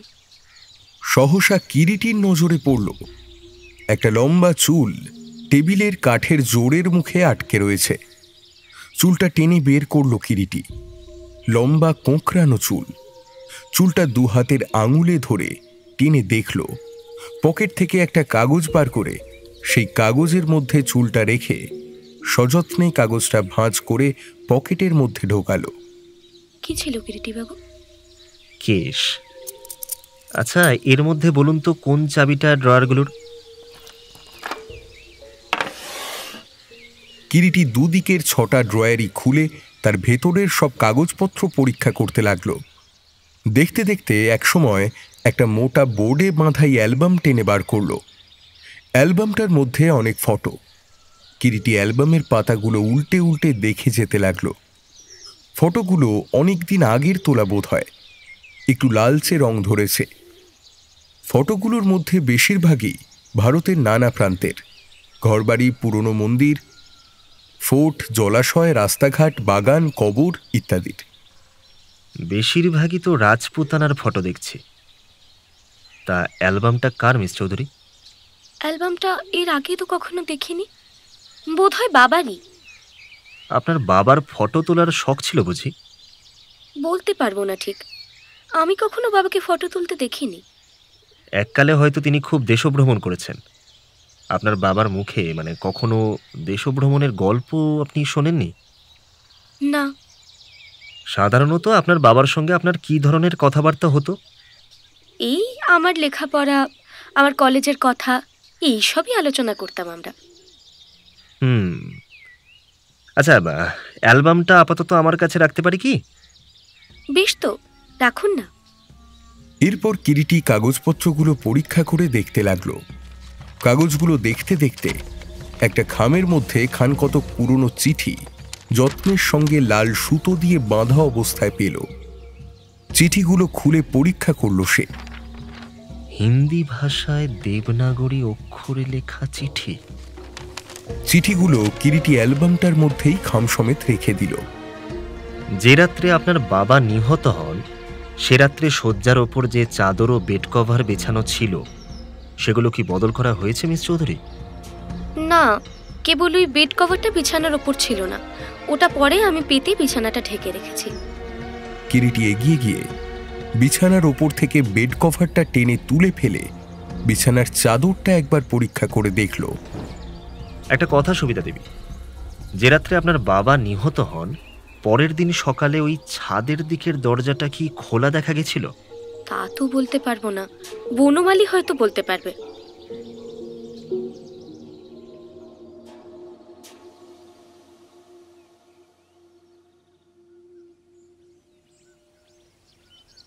ওই দিন মধ্যাহ্ন ভোজনের পর কিরিটি একা তার ঘরের মধ্যে সকালবেলার ফটো অ্যালবামটা আবার একবার উল্টে পাল্টে দেখছিল। একটা পাতা এসে মুগ্ধ বিস্ময়ে দৃষ্টি স্থির হয়ে থাকে তার। একটা মন্দিরের চত্বরে দাঁড়িয়ে পূজারিনীর বেশে 19-20 বছরের এক অপরূপ সুন্দরী রাজপুতানী মেয়ে। ফটোটা অনেক দিনের পুরনো হওয়ায় ফিকে হয়ে এলেও মেয়েটার অপরূপ দেহশ্রী ও সৌন্দর্য এখনো একেবারে চাপা পড়ে যায়নি। মেয়েটা হাসছে, পরিধানে ঘাগরা ও গায়ে ওড়না, দুপাশ দিয়ে সামনে ঝুলছে দুটো বেনি। আসতে পারি? কে? ও কল্যাণী দেবী, আসুন আসুন আসুন। বাহ, এই পাঞ্জাবি সাজে কিন্তু আপনাকে চমৎকার মানিয়েছে মিস সান্যাল। নিজেকে অত্যন্ত ফ্রি বলে মনে হয় এই পোশাকে। তা তো হবেই, ওই বেশেই তো আপনি অভ্যস্ত। বোধ হয় তাই, কিন্তু একা একা ঘরের মধ্যে বসে আপনি কি করছিলেন? বসুন, দাঁড়িয়ে কেন? আপনাকে একটা কাজের ভার দিতে চাই, পারবেন? নিশ্চয়ই, বলুন কি কাজ। সন্তোষবাবুর ওপরে আপনাকে একটু নজর রাখতে হবে। সন্তোষবাবু?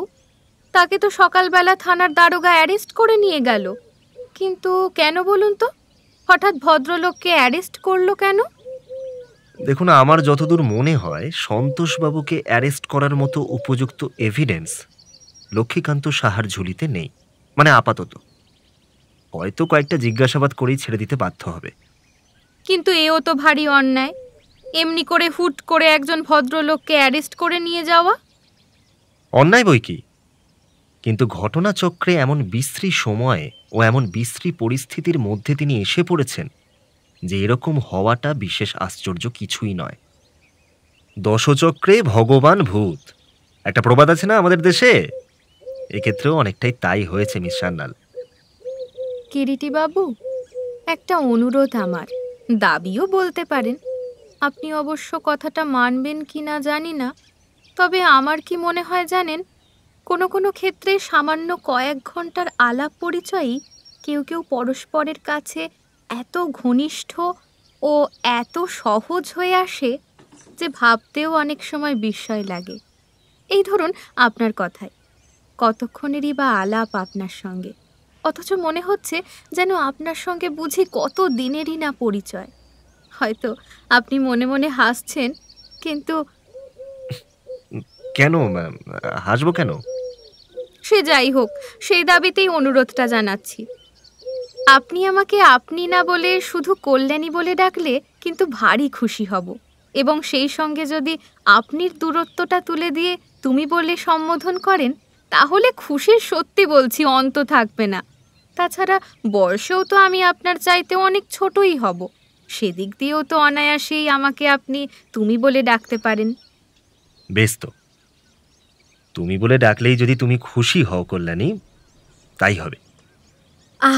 বাঁচলাম। এবারে নিশ্চিন্ত মনে বলি। খাওয়া দাওয়ার পর বিছানায় শুয়ে পিসেমশাইয়ের হত্যার ব্যাপারটাই ভাবছিলাম। একটা ব্যাপারে কেমন যেন খটকা লাগছে। কি বলুন তো? আবার বলুন। ভুল হয়ে গেছে, বলো। আচ্ছা, এই পিসিমার হত্যার ব্যাপারটা নায়েব মশাই বলছিলেন তিনি ও সম্পর্কে কিছুই জানেন না। এও কখনো হতে পারে? কেন? না, উনি এ বাড়ির অনেক দিনের পুরনো লোক। শুধু তাই নয়, পিসেমশাইয়ের একদিক থেকে যতদূর শুনলাম নাকি বন্ধুর মতোই ছিলেন। আমার তো মনে হয় এখন বিশেষ কারণেই কথাটা তিনি অস্বীকার করছেন। তুমি হয়তো ঠিকই ধরেছ কল্যাণী, তাহলেও এত তাড়াতাড়ি কোনো বিষয়ে চট করে মতামত প্রকাশ করাটা বোধহয় উচিত নয়। তারপর কানাইয়ের মার অন্তর্ধানের ব্যাপারটা কি মনে হয় তোমার? এর পিছনেও কোনো রহস্য আছে। কিরকম? পাছে কানাইয়ের মা উপস্থিত থাকলে পিসিমার ব্যাপারটা প্রমাণিত হয়, তাই হয়তো তাকে সরানো হয়েছে কৌশলে। স্বাভাবিক। কিন্তু বেচারিকে খুন করে কেউ ওই বৌরানীর বিলের জলে ডুবিয়ে দেয়নি তো? তাতেও আশ্চর্য হবার কিছু নেই কল্যাণী।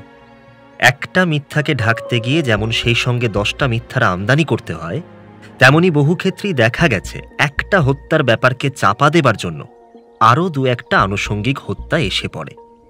হয়তো হত্যাকারী বোঝেই না যে সে নিজে যত ধূর্ত ও ক্ষিপ্রই হোক না কেন, হত্যা তার চিহ্ন সব ক্ষেত্রে পশ্চাতে রেখে যাবে, এবং সেই চিহ্ন ধরে এগিয়ে চললে তাকে ধরা দিতেই হবে। কেবল একটা ছকে ফেলা। কিন্তু সেই ছকে ফেলা? হ্যাঁ, সেজন্য কিছু সূত্রের আবশ্যক। ডিটেকশনের মূল কথাটাই তো তাই, সূত্রকে খুঁজে বের করতে হবে। তবে সমগ্র ব্যাপারটাকে ইন্টারেস্টিং করে তোলার জন্য প্রতি মুহূর্তে স্থির বিচার বুদ্ধি, বিবেচনা শক্তি ও সতর্ক তীক্ষ্ণ সজাগ দৃষ্টির প্রয়োজন। সমস্ত ব্যাপারটাই যেন একটা বুদ্ধির অঙ্ক। বুদ্ধির অঙ্ক? হ্যাঁ, তোমাকে যখন বর্তমানে এই ডিটেকশনের ব্যাপারে সহকর্মী হিসেবেই নিয়েছি, কয়েকটা প্রশ্ন তোমাকে ভাবার জন্য দিচ্ছি, ভেবে জবাব দিও। প্রশ্ন বলুন।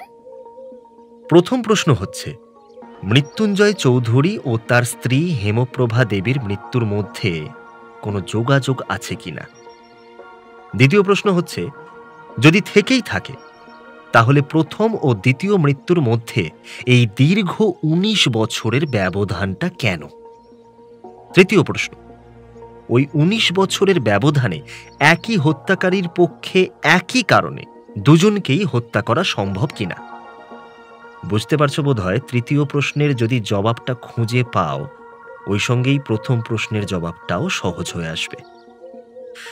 আচ্ছা, এবারে চতুর্থ প্রশ্ন, দুটি মৃতদেহই ওই একই জায়গায় বকুল গাছতলায় পাওয়া গেল কেন। দুবারই হত্যার স্থান ওই বকুল গাছতলা বেছে নেওয়া হয়েছিল, না দ্বিতীয় হত্যার পর মৃতদেহটা ওই জায়গায় নিয়ে যাওয়া হয়েছিল। যদি নিয়ে যাওয়াই হয়ে থাকে, কি তার উদ্দেশ্য? শুধু তাই নয়, যদি ধরে নেওয়া যায় যে ওইখানেই মৃতদেহ বহন করে নিয়ে যাওয়া হয়েছিল, স্বভাবতই একটা প্রশ্ন জাগবে মনে, হত্যাকারীর প্রচুর শারীরিক শক্তি। ওই সঙ্গে একথাও মনে হবে, তাহলে কোথায় হত্যা করা হয়েছিল। আচ্ছা, একটা কথা মিস্টার রায়, আপনি কি তাহলে ধরেই নিচ্ছেন কানাইয়ের মা পিসিমার মৃত্যু সম্পর্কে যে কাহিনী বলেছে তা সত্য? নিশ্চয়ই। কিন্তু তার প্রমাণ কি? প্রমাণ, তাই তো? এক্ষেত্রে প্রমাণের চাইতে সম্ভাবনার ওপরেই আমি বেশি জোর দিয়েছি। কিন্তু কেন? দেখো, প্রথমত কানাইয়ের মার মতো একজন স্ত্রীলোকের পক্ষে এ ধরনের একটা চমৎকার কাহিনী গড়ে তোলার যেমন কোনো উদ্দেশ্যও থাকতে পারে না, তেমনি তার মতো অশিক্ষিত দাসীর পক্ষে সম্পূর্ণ পারস্পর্য ও যুক্তি বজায় রেখে এমন একটা সুষ্ঠু কাহিনী গড়ে তোলার ক্ষমতা থাকতে পারে না। দ্বিতীয়ত, সে এ বাড়ির অনেক দিনের পুরনো দাসী এবং হেমপ্রভা দেবীর বাপের বাড়ি থেকেই সে এসেছে। সে হেমপ্রভা দেবীর খাস দাসী ছিল এবং তার প্রতি একটা গাঢ় স্নেহ ও ভালোবাসা গড়ে ওঠা কানাইয়ের মার পক্ষে অসম্ভব তো নয়, অস্বাভাবিকও নয়। সেদিক দিয়েও যদি বিচার করে দেখি তাহলে দেখা যাবে হেমপ্রভা দেবীর কোনরূপ কলঙ্ক রটে বা তার চরিত্রের প্রতি কোনরূপ বাঁকা ইঙ্গিত আসতে পারে কানাইয়ের মার দ্বারা, সেটাও খুব স্বাভাবিক নয়। তৃতীয়ত, কানাইয়ের মার মতো একজন স্ত্রীলোকের ওইভাবে তার মনিব পত্নীর সম্পর্কে একটা কল্পিত কাহিনী গড়ে তুলে বলারই বা কি স্বার্থ থাকতে পারে। চতুর্থত, ঘটনাটা এতদিন নিজে প্রকাশ না করার যে হেতু কানাইয়ের মা দর্শিয়েছে সেটাও আমার চোখে খুবই স্বাভাবিক লেগেছে। এবং শেষ ও পঞ্চম, আচমকা এইভাবে কানাইয়ের মা নিখোঁজ হওয়ায় তার বর্ণিত কাহিনী যে মিথ্যা নয়, কথাটারও বেশি করেই আমার কাছে সত্য বলে মনে হচ্ছে। আর একমাত্র সেই কারণেই আজ সকাল থেকে কানাইয়ের মার নিরুদ্দিষ্ট হবার পর থেকে বর্তমান রহস্যের চিন্তাধারাটা আমি একটা নির্দিষ্ট পথে চালনা করতে সক্ষম হয়েছি। কিন্তু এবারে আমাকে একবার থানার দিকে যে যেতে হবে কল্যাণী। এখন থানায় যাবেন?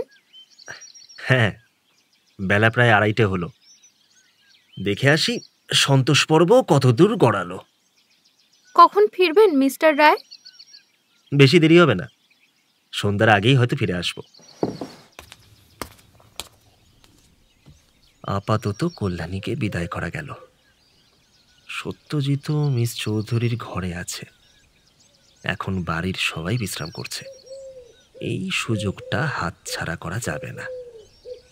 একবার নন্দন কাননটা ঘুরে দেখে আসতে হবে। আপাতত থানায় যাওয়াটা তোলাই থাক।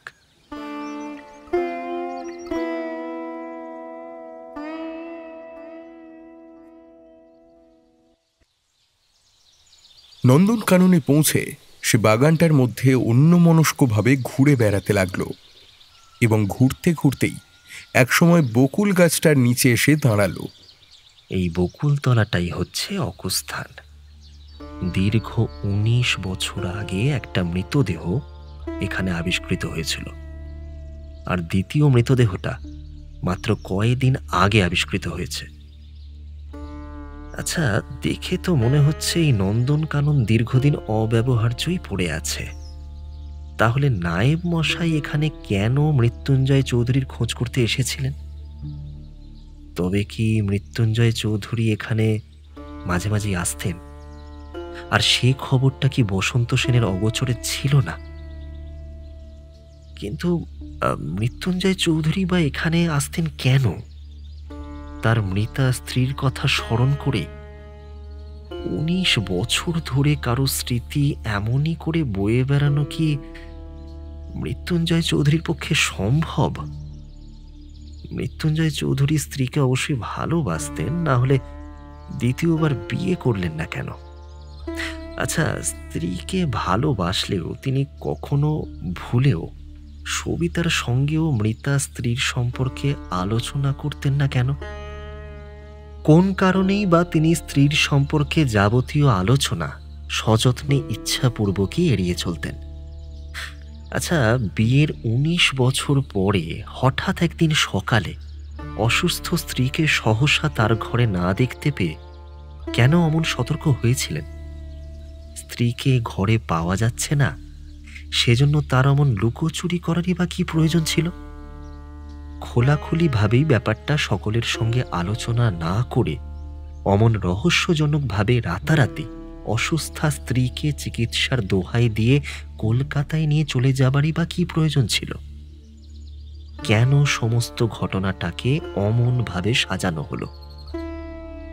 লোকে যদি জানতই যে তার স্ত্রীকে বাড়ির মধ্যে পাওয়া যাচ্ছে না, তাতে একটা দুর্নামের বা কলঙ্কের কথা ওঠা হয়তো স্বাভাবিক ছিল, কিন্তু তিনি কি তার চাইতেও বেশি কিছু সন্দেহ করেছিলেন? অতীত, এ রহস্যের মীমাংসা করতে হলে প্রথমে আমাকে অতীতকেই জানতে হবে।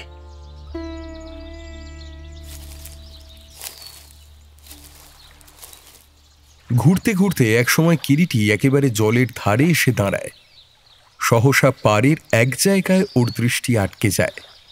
সেখানকার মাটিতে যে লম্বা লম্বা ঘাসগুলো আছে, সেগুলো যেন মাটির বুকে একেবারে লেপ্টে আছে, একটু নিস্তেজ ও শুকনো। কিরিটি এগিয়ে গিয়ে সেখানকার মাটির ঘাসগুলো পরীক্ষা করে। নিয়মিতভাবে এই দীর্ঘদিন ধরে কোনো ভারী বস্তুর চাপে যেন সেখানকার মাটি আর ঘাস থেঁতলে গিয়েছে। কোনো ভারী বস্তুর ধাক্কা খেয়ে যেন জায়গাটা আশেপাশের অন্যান্য জায়গার থেকে আলাদা হয়ে আছে। পাড়ের অন্যান্য অংশের থেকে এখানে গাছপালাগুলোও যেন একটু বেশি ঘন, ছায়াময়, অন্ধকার আর নির্জন। একটা পলাশ গাছের তলায় মস্ত বড় একটা পাথরের মতো আছে। আরও একটু এগিয়ে কিরিটি পাথরটার সামনে এসে দাঁড়ালো। পাথরটা বেশ পরিচ্ছন্ন। কিরিটি পাথরটার ওপর গিয়ে বসল। সূর্য পশ্চিম আকাশে হেলে পড়েছে। বিকেলের ম্রিয়মান আলোয় সামনে দক্ষিণ দিকে দেখা যায় কেবল একটা ধূসর রেখা। পেছনে নন্দনকানন আর বাকি দুদিকে জল। এই দ্বীপ থেকে দক্ষিণের ওই পাহাড়ের দূরত্ব হয়তো খুব বড় জোর 8 মাইল হবে। কিছুক্ষণ বাদে কিরিটি উঠে দাঁড়াতে যাবে, সহসা ওর নজরে পড়ল পায়ের নিচেই ঘাসের ওপরে কি যেন একটা চকচক করছে। ঝুঁকে নিচু হয়ে ঘাসের ওপর থেকে জিনিসটা সে তুলে নিল। সোনার আংটি, ওপরে একটা নামের আদ্যাক্ষরও লেখা রয়েছে দেখছি, দেবনাগরী অক্ষরে ল। কিরিটি আংটিটা বুক পকেটের মধ্যে রেখে বিরাম কুটিরের দিকে এগিয়ে গেল। বিরাম কুটিরের বারান্দায় উঠে কয়েক পা এগোতেই অস্পষ্ট আলোয় ওর নজরে পড়ল বারান্দার ধুলোয় কতকগুলো ছোট ছোট অস্পষ্ট পায়ের ছাপ। টর্চের আলোয় সেই পদচিহ্নগুলো ভালো করে পরীক্ষা করতে লাগলো সে। এত অস্পষ্ট চট করে কারো দৃষ্টিতে পড়বে না। ভিজে কাদামাখা পায়ে কেউ কোনোদিন হেঁটে গিয়েছিল হয়তো, তারই অস্পষ্ট চিহ্ন আজও সামান্য বোঝা যাচ্ছে। এবং আরও নজরে পড়ল সেই পদচিহ্নগুলোর আশেপাশেই ধুলোর উপর জুতোর ক্রেপ সোলের কতকগুলো ছাপ। ছাপগুলো প্রথম পায়ের ছাপ থেকে অনেকটাই স্পষ্ট। সত্যজিৎই তাহলে এসেছিল এখানে। কৌতূহল আছে ছেলেটার। দেখে শুনে শেষ পর্যন্ত কুল না পেয়েই আমাকে ডেকেছে। কিন্তু পাশের ওই অস্পষ্ট ছাপগুলো কার? দেখে তো মনে হয় না কোনো স্ত্রীলোকের। তবে কি সত্যজিতের সঙ্গে মিস চৌধুরীও এসেছিল এখানে? কিন্তু তাই বা কি করে হবে? সে তো বাড়ির কক্ষেও খালি পায়ে চলাফেরা করে না। এত দূর সে খালি পায়ে নিশ্চয়ই আসেনি। তবে ক্রমে এক এক করে কিরিটি বিরাম কুটিরের সমস্ত কক্ষই পরীক্ষা করে দেখল। তেমন ছাপ আর কোথাও দেখতে পেল না।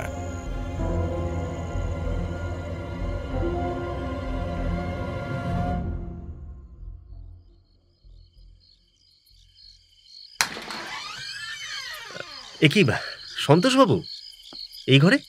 হ্যাঁ, এতক্ষণ আমি আপনার অপেক্ষাতে এই ঘরে বসেছিলাম মিস্টার রায়। বসুন বসুন। তা কি ব্যাপার, থানা থেকে কখন ফিরলেন? এই মিনিট 20 হবে। তারপর কি খবর বলুন। তা হঠাৎ আপনাকে ধরে নিয়ে গেছিলেন কেন দারোগা সাহেব? আর বলেন কেন, মিথ্যেই খানিকটা হয়রান করলো কেবল। আমার নাম শান্তা চৌধুরী। কেমন দারোগা বুঝিয়ে দেব। প্রমাণটা যখন আপনার কাছেই আছে সেটা সকালে এখানে দেখিয়ে দিলেই তো পারতেন। সকলের সন্দেহ মিটে যেত। মিথ্যে তাহলে আর এমনি করে হয়রান হতে হতো না। প্রমাণ আর প্রমাণ, কি জুলুম মিস্টার রায়। হ্যাঁ, এই বাড়িরই ছেলে তো আমি। সবিতা আর আমার দেহে একই রক্ত বইছে। আমার কথাই কি প্রমাণ নয়? হ্যাঁ, সবিতার বাবা ও আমার বাবা আপন জাটতুতো খুঁড়তুতো ভাই ছিলেন। নিশ্চয়ই সেটা প্রমাণ বই কি। তবে কি জানেন সন্তোষবাবু, বলতে গেলে একটা যুগ এ বাড়ির সঙ্গে আপনাদের কোনো সম্পর্ক ছিল না। আপনার পিতা ঠাকুর আপনার জন্মের আগেই এ বাড়ি ছেড়ে চলে যান। তারপর দীর্ঘকাল ধরে যতদূর শুনেছি কোনো পত্র দেওয়া নেওয়াও হতো না। এক্ষেত্রে যদি এদের মনে সন্দেহ জেগেই থাকে তাহলে আপনিই বলুন না, এদের খুব বেশি দোষ দেওয়া যায় কি? ও বুড়ো শয়তানটার কথা না হয় ছেড়েই দিলাম, কিন্তু সবিতা, সেও কি আমাকে বিশ্বাস করতে পারছে না? আপনি তো বুঝতেই পারছেন সন্তোষবাবু, বসন্ত বাবুই এখন একদিক দিয়ে সবিতা দেবীর guardian. Guardian? I can tell you mister Roy, that old Shakuni, ওই যত অনর্থের মূল। কাকামণির হত্যার আসল ব্যাপারটা আমি কিছুই জানতাম না। আজ থানায় গিয়ে সব শুনলাম, সবটা। জানতাম না যে সত্য সত্যই তাকে হত্যা করা হয়েছে, মানে কেউ তাকে হত্যা করেছে। আপনাকে আমি ঠিক বুঝিয়ে বলতে পারবো না মিস্টার রায়, সংবাদটা যে কত বড় একটা শক দিয়েছে আমাকে। মাত্র মাত্র বছর 2 আগে বাবা মারা গেছেন, মা মারা গেছেন বছর 12 আগে। লেখাপড়াও বিশেষ কিছু করিনি। এই বাবার এডেনের স্টিমার পয়েন্টের কাছে মস্ত বড় একটা স্টেশনারি দোকান ছিল, ওখানকারই একজন ওই আফ্রিকান মুসলমান পার্টনারের সঙ্গে। প্রচুর লাভ হতো দোকানটা থেকে, বুঝলেন। আমিও ওই দোকানটাতেই কাজ করতাম। হঠাৎ মাস্টারেক আগে ওই পার্টনার আমাকে জানালো দোকানে নাকি আমার কোনো শেয়ার নেই। আমি ওখানকার একজন মাইনে করা কর্মচারী মাত্র। বাবা নাকি মৃত্যুর কিছুদিন আগেই তার দোকানের অর্ধেক শেয়ার ওকে বিক্রি করে দিয়েছিলেন। তা আপনি তো বললেন আপনার বাবা বছর 2 হলো মারা গেছেন, এতদিন সে কথা জানায়নি কেন? বললে পাছে আমি আঘাত পাই, সেই কারণেই কোনো কথা আমাকে নাকি জানাননি। তাহলে এতদিন পরেই বা হঠাৎ জানালো কেন? দোকানের একটা ব্যাপারে আমার সঙ্গে গোলমাল হয়, তখন সে সব কথা খুলে বলে আমাকে। তারপর? অনেক চেষ্টা করলাম, কিন্তু কোনো ফলই হলো না। দীর্ঘ 19-20 বছরের ব্যাপার, কোনো দলিলপত্রও খুঁজে পেলাম না। অবশেষে বাধ্য হয়ে, এক প্রকার বিরক্ত হয়ে ভারতবর্ষে ফিরে আসতে বাধ্য হলাম। যদি কিছু না মনে করেন মিস্টার চৌধুরী, একটা প্রশ্ন আপনাকে আমি করতে চাই। হ্যাঁ, নিশ্চয়ই, বলুন না, শুনি। আপনার কাকা মৃত্যুঞ্জয় চৌধুরী যে মারা গেছেন, এই সংবাদটা আপনি কোথা থেকে পেলেন? বাংলা সংবাদপত্রে ওই সংবাদটা বেরিয়েছিল, তাতেই আমি জানতে পারি। বাংলা সংবাদপত্রে? এডেনে কি বাংলা সংবাদপত্র যায় নাকি? হ্যাঁ, এই মর্মবাণী বাংলার অর্ধ সাপ্তাহিক কাগজটা আমাদের বাসায় নিয়মিত যেত, তাতেই সংবাদটা পাই। এখানে রওনা হবার ওই দিন 2 আগে। তার সংবাদটায় কি লেখা ছিল? এই যে দেখুন না, কাগজের কাটিংটা এখনো আমার পার্সেই আছে, দেখুন। স্থানীয় সংবাদদাতা প্রেরিত সংবাদ। স্থানীয় জমিদার মৃত্যুঞ্জয় চৌধুরীর প্রাণহীন দেহ গতকল্য বৌড়ানির বিলের মধ্যস্থিত যে দ্বীপটি, যাহাকে স্থানীয় লোকেরা নন্দনকানন বলিয়া জানে, সেখানেই পাওয়া গিয়াছে। জমিদারের মৃত্যুর কারণ জানা যায় নাই, রহস্যজনক বলিয়াই মনে হয়। মৃত্যুঞ্জয় চৌধুরী অত্যন্ত অমায়িক ও দানশীল ব্যক্তি ছিলেন। তাহার জমিদারির উন্নয়ন কল্পে এ যাবৎকাল তিনি বহু অর্থ ব্যয় করিয়াছিলেন, ইত্যাদি। চৌধুরী মশাইয়ের যে রহস্যজনকভাবে মৃত্যু হয়েছে, সে তো এই সংবাদই স্পষ্টভাবে বলা হয়েছে সন্তোষবাবু। হ্যাঁ, তবে রহস্যজনক বলতে ব্যাপারটা এত ঘোরালো যে এটা বুঝতে পারিনি। আচ্ছা, দারোগাবাবুর সঙ্গে আপনার ঠিক কি কথা হলো? ভদ্রলোকটাকে বিশেষ সুবিধাজনক মনে হলো না মিস্টার রায়। কথাবার্তা আমাদের মধ্যে যা কিছু হয়েছে তা কাকার হত্যা সম্পর্কেই। তার ধারণা হত্যাকারী বাইরেরই কোনো লোক, কিন্তু আমিও তাকে বুঝিয়ে দিয়েছি। কি বুঝিয়ে দিয়েছেন? আদপেই সেটা সম্ভবপর নয়। সম্ভবপর নয়? কেন? কেন আবার কি? এ বাড়িরই কেউ না কেউ তাকে হত্যা করেছে। আপনার কি তাই মনে হয় মিস্টার চৌধুরী? নিশ্চয়ই এ বিষয়ে কোনো ভুল নেই। এই গোবিন্দপুরে কে তাকে বাইরে থেকে হত্যা করতে আসবে? হ্যাঁ, আর কেনই বা আসবে? ভুলে যাচ্ছেন কেন মিস্টার চৌধুরী? তিনি এখানকার জমিদার ছিলেন, এবং শুধু তাই নয়, তার ব্যবসা ছিল, কিছু বন্ধকি কারবারও করতেন তিনি। তার পক্ষে বাইরের শত্রু থাকা বিচিত্র কিছুই নয়, বরং স্বাভাবিকই বলতে পারেন। কিন্তু আপনি যাই বলুন মিস্টার রায়, আমার স্থির বিশ্বাস বাইরের কেউ নয়। এ বাড়ির মধ্যে যারা উপস্থিত ছিল সে রাত্রে, তাদের মধ্যেই কেউ না কেউ কাকাকে হত্যা করেছে।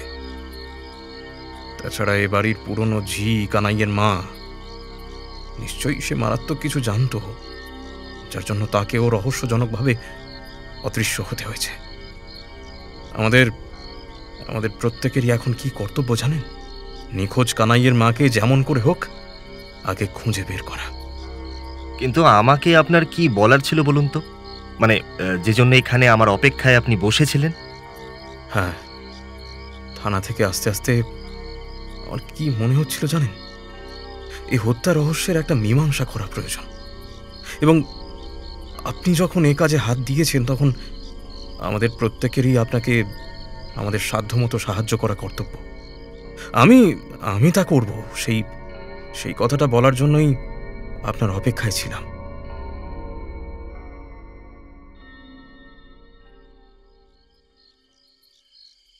আহারাদির পর গুমোটে ঘুম আসছিল না দেখে কল্যাণী প্রমোদ ভবনের সামনে দক্ষিণাংশে যে ফুলের ছোটখাটো একটা বাগান আছে, সেখানে অন্ধকারেই আপন মনে একটা পাথরের বেদির উপর বসেছিল।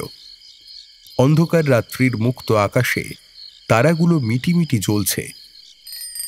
লক্ষ্মীকান্ত দারোগা এত রাত্রে এখানে? সকালেই তো ভদ্রলোক এখানে এসেছিলেন এবং যাবার সময় সঙ্গে করে সন্তোষ চৌধুরীকে নিয়ে গেছিলেন। সন্ধ্যার কিছু আগেই ছেড়েছেন, তাহলে এখন? কৌতূহলী হয়ে কল্যাণী দূর থেকেই লক্ষ্মীকান্ত দারোগাকে অনুসরণ করে। লক্ষ্মীকান্ত দারোগা সাইকেলটা গেটের একপাশে দাঁড় করিয়ে সোজা নায়েব মশাইয়ের ঘরের দিকে এগিয়ে যান। একটা থামের আড়ালে আত্মগোপন করে কল্যাণী লক্ষ্মীকান্ত দারোগাকে লক্ষ্য করতে থাকে। কি ব্যাপার দারোগা সাহেব, এত রাত্রে? আস্তে, কথা আছে, ঘরে চলুন। পাশের ঘরের দরজা খুলে সন্তোষ চৌধুরী পা টিপে টিপে বেরিয়ে এলো। কল্যাণী থামের আড়ালে আত্মগোপন করেই লক্ষ্য করতে লাগল। সন্তর্পণে পা ফেলে সন্তোষ চৌধুরী এগিয়ে এসে দাঁড়ালো বসন্ত সেনের ঘরের বন্ধ দরজার গা ঘেঁষে। নিঃশব্দে কিছুক্ষণ সে দরজার গোড়ায় দাঁড়িয়ে থাকে। সন্তোষবাবু কি আড়ি পেতে ঘরের ভিতর বসন্ত সেন ও লক্ষ্মীকান্ত দারোগার কথাবার্তা শোনার চেষ্টা করছে? সংবাদটা এখনই কিরিটিবাবুকে দেওয়া প্রয়োজন।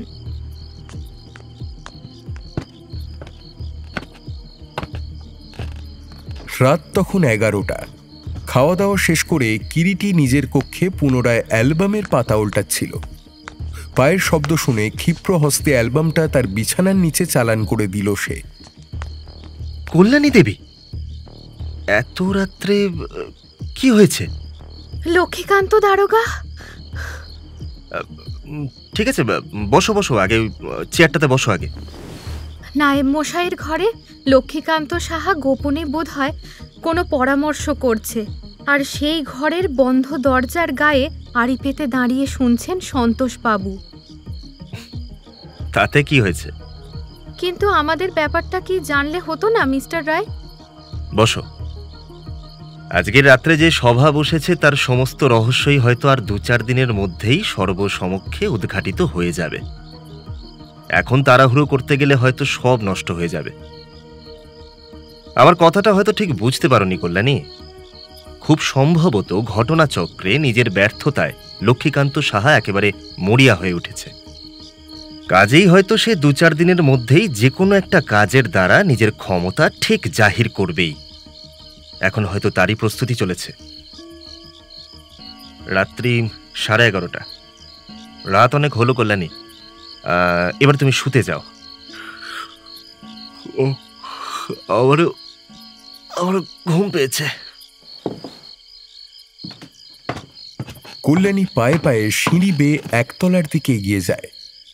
নিচে নেমে এসে কল্যাণী সোজা থামের আড়ালে বারান্দা দিয়ে বসন্ত সেনের ঘরের দিকে এগিয়ে গেল, কিন্তু সেখানে সন্তোষকে আর দেখতে পেল না। বসন্ত সেনের ঘরের দরজা পূর্বের মতোই এখনো বন্ধ। কে? আমি কল্যাণী। কল্যাণী দেবী? এত রাত্রে নিচে যে শুতে যাননি এখনো? না, শুইনি যে এখনো, দেখতেই তো পাচ্ছেন। আপনিও তো দেখছি এখনো শোননি। না, ঘুম আসছিল না, তাই অন্ধকার বারান্দায় ঘুরে বেড়াচ্ছিলাম। আমিও তাই। হাসছেন যে? হাসছি কই না তো। আপনি তো সবিতার মামাতো বোন, তাই না? হ্যাঁ, রক্তের সম্পর্ক না হলেও আত্মীয়তার সম্পর্কে। তার মানে? তার মানে আর কি, রক্তের কোনো সম্পর্ক নেই আমাদের পরস্পরের মধ্যে। সবিতারদির মা আমার বাবার পাতানো বোন ছিলেন, এই আর কি। ও আচ্ছা। নিশ্চিন্ত হয়েছেন বোধহয় মিস্টার চৌধুরী, আমি সম্পত্তির একজন দাবিদার নই বলে। আপনি একজন ভাগিদার হলেই বা আমার কি অসন্তোষের কারণ থাকতে পারতো বলুন? সবিতার সম্পত্তির দাবি নিয়ে তো এখানে আমি আসিনি। কিন্তু সকলের ধারণা তো তাই। সকলের ধারণাই যে তাহলে ভুল। আমি শুধু এটুকুই বলতে পারি যে আমি নিজের দেশের বাড়িতে ফিরে এসেছি, আমার 7 পুরুষের ভিড়েতে। সম্পত্তির ওপরে বা কোনো টাকা পয়সার উপরে আমার কোনো লোভই নেই। এদের কারোর সঙ্গে আমার কোনো বিবাদও নেই, কেবল আমি আমার ন্যায্য অধিকারে এখানে থাকতে চাই। কিন্তু আশ্চর্য দেখুন, তাও এরা দিতে রাজি নয়। এ বাড়ির ওপরের তলা পর্যন্ত নায়েব বসন্ত সেন আমাকে প্রবেশাধিকার দেননি। অথচ শুনলেন তো, আজ সকালে বসন্ত সেন নিজের মুখেই স্বীকার করলো কাকার উইলে স্পষ্ট লেখা আছে আমি ফিরে এলে আমার ভাগের সম্পত্তি পাব। আমাকে এসব কথা বলছেন কেন? না না, রক্তের সম্পর্ক না থাকলেও সবিতার তো আপনি আত্মীয়ের মতোই। আচ্ছা, চলি, হ্যাঁ, অনেক রাত হলো।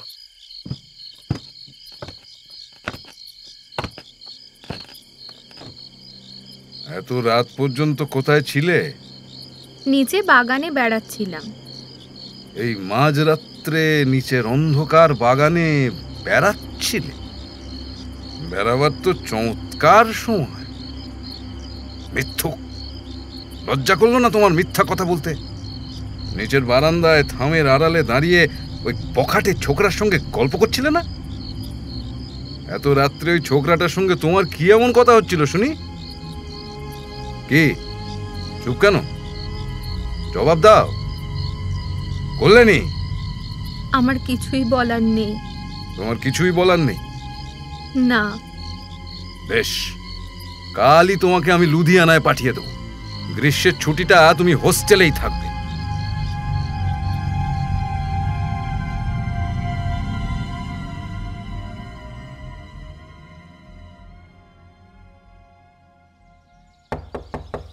মিস্টার রায়, মিস্টার রায়, কিরিটি বাবু। কি হয়েছে মিস চৌধুরী? আপনি শিগগির একবার নিচে চলুন, লক্ষ্মীকান্ত বাবু এসেছেন। নায়েব কাকাকে অ্যারেস্ট করে নিয়ে যাচ্ছেন। এসব কি মিস্টার রায়? নায়েব কাকাকে অ্যারেস্ট করছেন কেন? দেখুন, লক্ষ্মীকান্তবাবু নায়েব মশাইকে কেন অ্যারেস্ট করেছেন সেটা আমি কেমন করে বলবো বলুন তো? তা তিনি কিছু বলেননি যে কেন ওকে অ্যারেস্ট করছেন? না, কেবল বললেন এসব পুলিশের সিক্রেট ব্যাপার, সকলের কাছে বলতে তিনি রাজি নন। এক্ষেত্রে তাহলে আমি বা কি করতে পারি বলুন তো? কিন্তু আমাদের তো একটা প্রতিবাদ করা উচিত। পুলিশের কোনো কাজে প্রতিবাদ করলে তো তারা আপনাকে সমর্থন করবে না মিস চৌধুরী। তাই বলে অন্যায় জুলুম? অন্যায় জুলুমি যে তাই বা কি করে আপনি বুঝলেন? চলুন দেখি। উভয় এসে বসন্ত সেনের ঘরে প্রবেশ করল। ঘরের মধ্যে দুখানা চেয়ারে মুখোমুখি নিঃশব্দে বসে আছেন বসন্ত সেন, দারোগা লক্ষ্মীকান্ত সাহা, আরেক পাশে চুপ করে দাঁড়িয়ে সত্যজিৎ। নমস্কার লক্ষ্মীকান্তবাবু।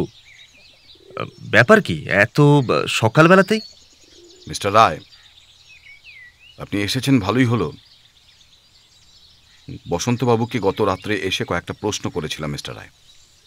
কিন্তু উনি বলছেন আমার সেসব প্রশ্নের কোনো জবাব দিতেই উনি নাকি বাধ্য নন। তাই এক্ষেত্রে এক প্রকার বাধ্য হয়েই আমাকে আইন প্রয়োগ করতে হচ্ছে। মিথ্যে কথা বাড়িয়ে কোনো লাভ নেই লক্ষ্মীকান্তবাবু, আমি প্রস্তুত, আপনি চলুন। আসলে কাল আপনি আমাকে থানায় গিয়ে দেখা করতে বলেছিলেন বটে, কিন্তু পরের দিকে শরীরটা কেমন ঠিক ভালো লাগছিল না, তাই আর কি। গেলে ভালোই করতেন মিস্টার রায়, অনেক ইন্টারেস্টিং কথা শুনতে পেতেন। তাই নাকি? কিরকম? কাল রাত্রে যখন আপনি এসেছিলেন টের পেয়েছিলাম, কিন্তু ভাবলাম বসন্তবাবুর সঙ্গে হয়তো কোনো গোপনীয় জরুরি কথা আছে, তাই আর বিরক্ত করিনি আপনাকে। হ্যাঁ, আপনি হয়তো শুনে খুশি হবেন, কাল সন্তোষবাবুকে থানায় নিয়ে গিয়ে তার সঙ্গে আলাপ আলোচনায় অনেক রহস্যই দূর হয়েছে, যার ফলে সম্পূর্ণ কেসটাই একটা ডেফিনেট শেপ নিয়েছে। প্রথমে অবশ্য ভদ্রলোক মুখ খুলতে চাননি, কিন্তু জানেন তো মুখ খোলানোর দাওয়াই আমাদের জানা আছে। চাপে পড়ে সব প্রশ্নের জবাব শেষ পর্যন্ত দিয়েছেন। বটে, কিন্তু আমি আপনাকে বলছি, সন্তোষবাবু যেসব চিঠি আপনাকে দেখিয়েছেন একটাও তার সত্য নয়। কারণ গত 24 বছরে একখানা চিঠিও মৃত্যুঞ্জয় চৌধুরী কাউকে লেখেননি, এমনকি তার মেয়েকেও তিনি নিজের হাতে কোনো দিন চিঠি লেখেননি। চিঠি যা লেখা হতো তাঁরই জবানিতে, আমার হাত দিয়েই। কেন তিনি নিজ হাতে চিঠি লিখতেন না কেন? সেই কারণটাই তো ওনার কাছে আমি জানতে চেয়েছিলাম, কিন্তু উনি বলতে রাজি নন। রাজি নন কেন? না, রাজি নই।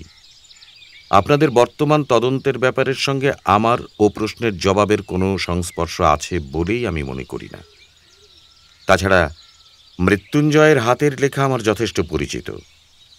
চিঠিগুলো আমাকে দেখালেই আমি দপ্তরের খাতাপত্রে তার হাতের যেসব লেখা আছে তার সঙ্গে মিলিয়ে সত্য মিথ্যা প্রমাণ করে দিতে পারবো, কিন্তু দারোগা সাহেব চিঠিগুলো আমাকে দেখাতেই রাজি নন। সে চিঠিগুলো আপনার কাছে আছে বুঝি মিস্টার সাহা? হ্যাঁ, আসবেন আপনি থানায়, দেখাবোক্ষণ। আচ্ছা, চিঠিগুলো সেনমশাইকে দেখাতে আপনার সত্যি কোনো আপত্তি আছে নাকি? বর্তমানে আছে, কারণ আপনি চিঠিগুলো পড়লেই জানতে পারবেন। শুধু এই জন্যই কি আপনি ওকে অ্যারেস্ট করছেন? না, আরও দুটো কারণ আছে। আরও দুটো কারণ? কিরকম? যে রাত্রে মৃত্যুঞ্জয় চৌধুরী নিহত হন সে রাত্রে উনি এখানে উপস্থিত ছিলেন না। ওর জবানবন্দিতেই বলেছিলেন। না, ছিলাম না তাই বলেছি। মহাল দেখতে গেছিলাম, রাত প্রায় 3টের সময় ফিরি। কিন্তু সত্যি কথা তো সেটা নয়। আপনি সেদিন আদপেই এ বাড়ি থেকে বেরোননি, নিজের ঘরের মধ্যেই ছিলেন। সে কি? তবে যে আপনি গত রাত্রে বলছিলেন জমিদারি সংক্রান্ত কোনো একটা বিশেষ গোপনীয় ব্যাপারেই কোনো একটা মহালে আপনাকে যেতে হয়েছিল, এবং গোপনীয় বলেই মহালের নামটা আপনি বলবেন না। আসলে আপনি তাহলে বাড়ি ছেড়ে সেদিন কোথাও যাননি। চুপ করে কেন নায়েব মশাই? একথা তাহলে সত্যি?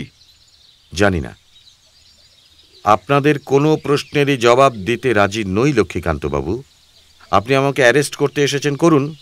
কোথায় আমাকে নিয়ে যেতে চান চলুন, আমি প্রস্তুত। আপনি তাহলে জবাব দেবেন না? না। এখন মনে হচ্ছে কানাইয়ের মায়ের অন্তর্ধানের ব্যাপারেও আপনি লিপ্ত আছেন। আপনার যেমন অভিরুচি ভাবতে পারেন। মিথ্যে আপনি সময় নষ্ট করছেন দারোগা সাহেব। আমার মুখ থেকে আপনি একটা প্রশ্নেরও জবাব পাবেন না। কিন্তু আমিও লক্ষ্মীকান্ত সাহা, আপনাদের মতো বহু নায়েবকেই আমার দেখা আছে।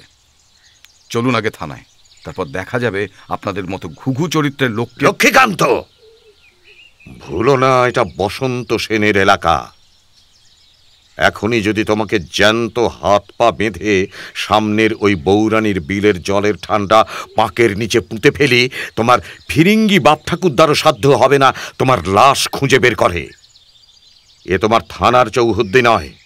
ভদ্রলোকের সঙ্গে ভদ্রভাবে কথা বলতে শেখনি এখনো? বেশ, জমিদার মৃত্যুঞ্জয় চৌধুরীর হত্যাপরাধের সন্দেহে আপনাকে আমি গ্রেপ্তার করছি বসন্তবাবু। এই বিদ্যা আর বুদ্ধির এত দম্ভ! তুমি বের করবে মৃত্যুঞ্জয়ের হত্যাকারীকে। এর চাইতে সে আত্মহত্যা করে মরেছে বা অদৃশ্য কোনো আততায়ীর হাতে নিহত হয়েছে যে রিপোর্ট দিয়েছিলে সেই যে ভালো ছিল। নায়েব মশাই, হাতকড়াও দেবে নাকি, না এমনি গেলে চলবে দারোগা বাবু? না, এমনি চলুন আমার সঙ্গে। কিন্তু যদি রাস্তায় তোমাকে একটা থাপ্পড় কষিয়ে দিয়ে পালিয়ে যাই, ধরে থাকতে পারবে তো? ওই তো তোমার চেহারা। আমার শক্তির খবর জানো তো? বয়স হলেও এখনো লাঠি হাতে নিয়ে যদি দাঁড়াই, তুমি তোমার থানার সমস্ত চেলা চামুন্ডাদের নিয়েও আমার সামনে দাঁড়াতে পারবে না। ভয় নেই, চলো দেখেই আসা যাক তোমার আইনের দৌড়টা কত দূর। চললাম কিরিটি বাবু। মৃত্যুঞ্জয়ের সলিসিটার রায় অ্যান্ড বোসের অতীনলাল কাল পরশুর মধ্যে হয়তো এসে পড়বেন। তাকে আসতে লিখেছিলাম। মৃত্যুঞ্জয়ের উইলের ব্যাপারে মিস্টার বোস আছেন, সান্যাল মশাই রইলেন, সত্যজিৎ রইল। সকলের সামনে যেন উইলটা পড়া হয়। সম্পত্তির প্রবেট নিতে হবে। মৃত্যুঞ্জয়ের ঘরে সিন্ধুকের নগদ টাকা আছে, চাবিটা আমি সবি মার হাতে গতকালই দিয়ে দিয়েছি। 1 মিনিট দারোগা সাহেব, তুমি একটু বাইরে যাও, আমি কিরিটি বাবুর সঙ্গে কথা বলে এক্ষুনি আসছি। বলুন। আমার একটা অনুরোধ রাখবেন। এ ব্যাপারে আর আপনি থাকবেন না, এখান থেকে চলে যান। আপনার পুরো ফিজ আমি দিয়ে দেব। সবিতা আর সত্যজিৎ ওরা বুঝতে পারছে না। তাছাড়া ভেবে দেখুন কি হবে আর মিথ্যা কাদা ঘাটাঘাটি করে। আপনি কি তাই মনে করেন? হ্যাঁ, তাই মনে করি।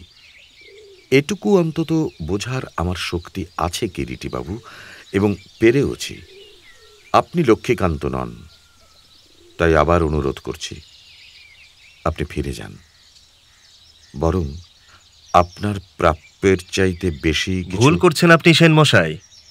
বুঝতেই যখন কিছুটা আপনি আমাকে পেরেছেন, এটুকু আপনার বোঝা উচিত ছিল যে টাকার লোভ দেখিয়ে আমাকে আপনি নিরস্ত করতে পারবেন না। তাছাড়া আরো একটা কথা, আমাকে এই কেসে যুক্ত করেছেন আপনি নন, সবিতা দেবী। তিনি যদি এখন আমাকে যেতে বলেন, আমি সানন্দে এই মুহূর্তে চলে যাব। অন্যথায় তাহলে আপনি স্থির প্রতিজ্ঞ? দেখুন, কথা যখন দিয়েছি, একটা মীমাংসা না করা পর্যন্ত আমার যাবার উপায় নেই যে নায়েব মশাই। আমাকে ভুল বুঝবেন না, সত্য সন্ধানী আমি, সত্য বন্ধ। বেশ, তবে তাই হোক। আচ্ছা, একটা কথার জবাব আপনার কাছে কি পেতে পারি নায়েব মশাই? কি? এমন কোন স্ত্রীলোককে কি আপনি জানেন যিনি মৃত্যুঞ্জয় চৌধুরীর বিশেষ পরিচিতাই ছিলেন, হয়তো যার নামের আদ্যাক্ষর হয়তো ছিল ল? না না না। আচ্ছা বেশ, আরেকটি কথা বলুন তো, বৌরানীর বিলে নৌবিহারের জন্য এদের কোনো নৌকা বা বোট ছিল কি? না না না। আপনার ঠিক মনে আছে? আছে বই কি, আছে বই কি। আর হ্যাঁ, একটা কথা গতকাল আপনাকে বলা হয়নি।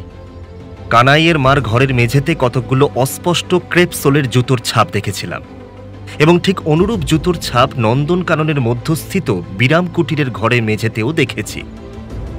প্রথমে ভেবেছিলাম জুতোর ছাপগুলো বুঝি সত্যজিৎ বাবুরই, পরে বুঝেছি সেটা আসলে নয়।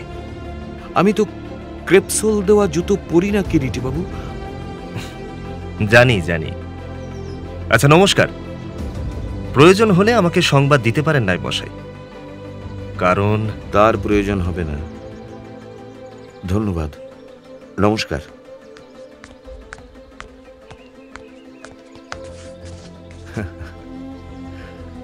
শান্ত হও মা, শান্ত হও, চিন্তার কোনো কারণ নেই।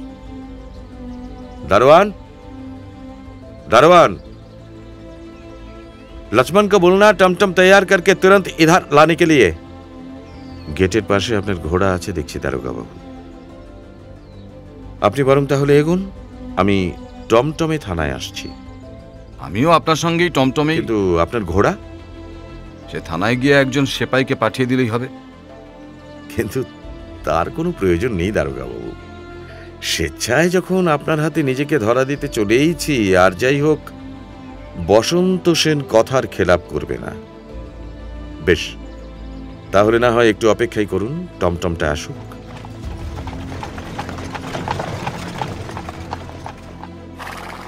বসন্ত সেন টমটম নিজেই চালান। পাদানির ওপরে পা দিয়ে উঠে বসে লক্ষ্মণের থেকে লাগামটা নিয়ে জুত করে চাবুকটা ধরলেন। লক্ষ্মীকান্ত এগিয়ে এলেন। এ টমটমে নয়, এ ঘোড়াটা নতুন, বড় তেজি, কখন কি বিপদ ঘটায় বলা যায় না। আপনি বরং আপনার ঘোড়ায় চেপেই আমার পেছন পেছন আসুন।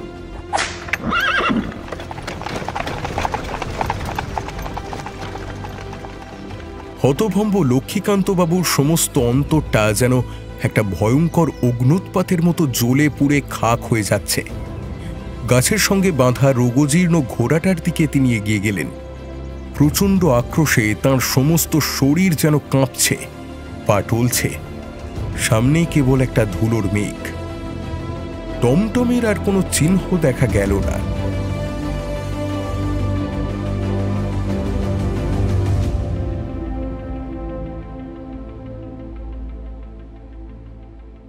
সাহিত্য সমাহারে আজ শুনছিলেন নিহার রঞ্জন গুপ্তের কিরিটি উপন্যাস বৌরানীর বিল দ্বিতীয় পর্ব। উপন্যাসের তৃতীয় তথা অন্তিম পর্ব নিয়ে ফিরে আসছি আগামী সোমবার ঠিক রাত ৮টায়। সকলে ভালো থাকুন, সুস্থ থাকুন আর শুনতে থাকুন সাহিত্য সমাহার।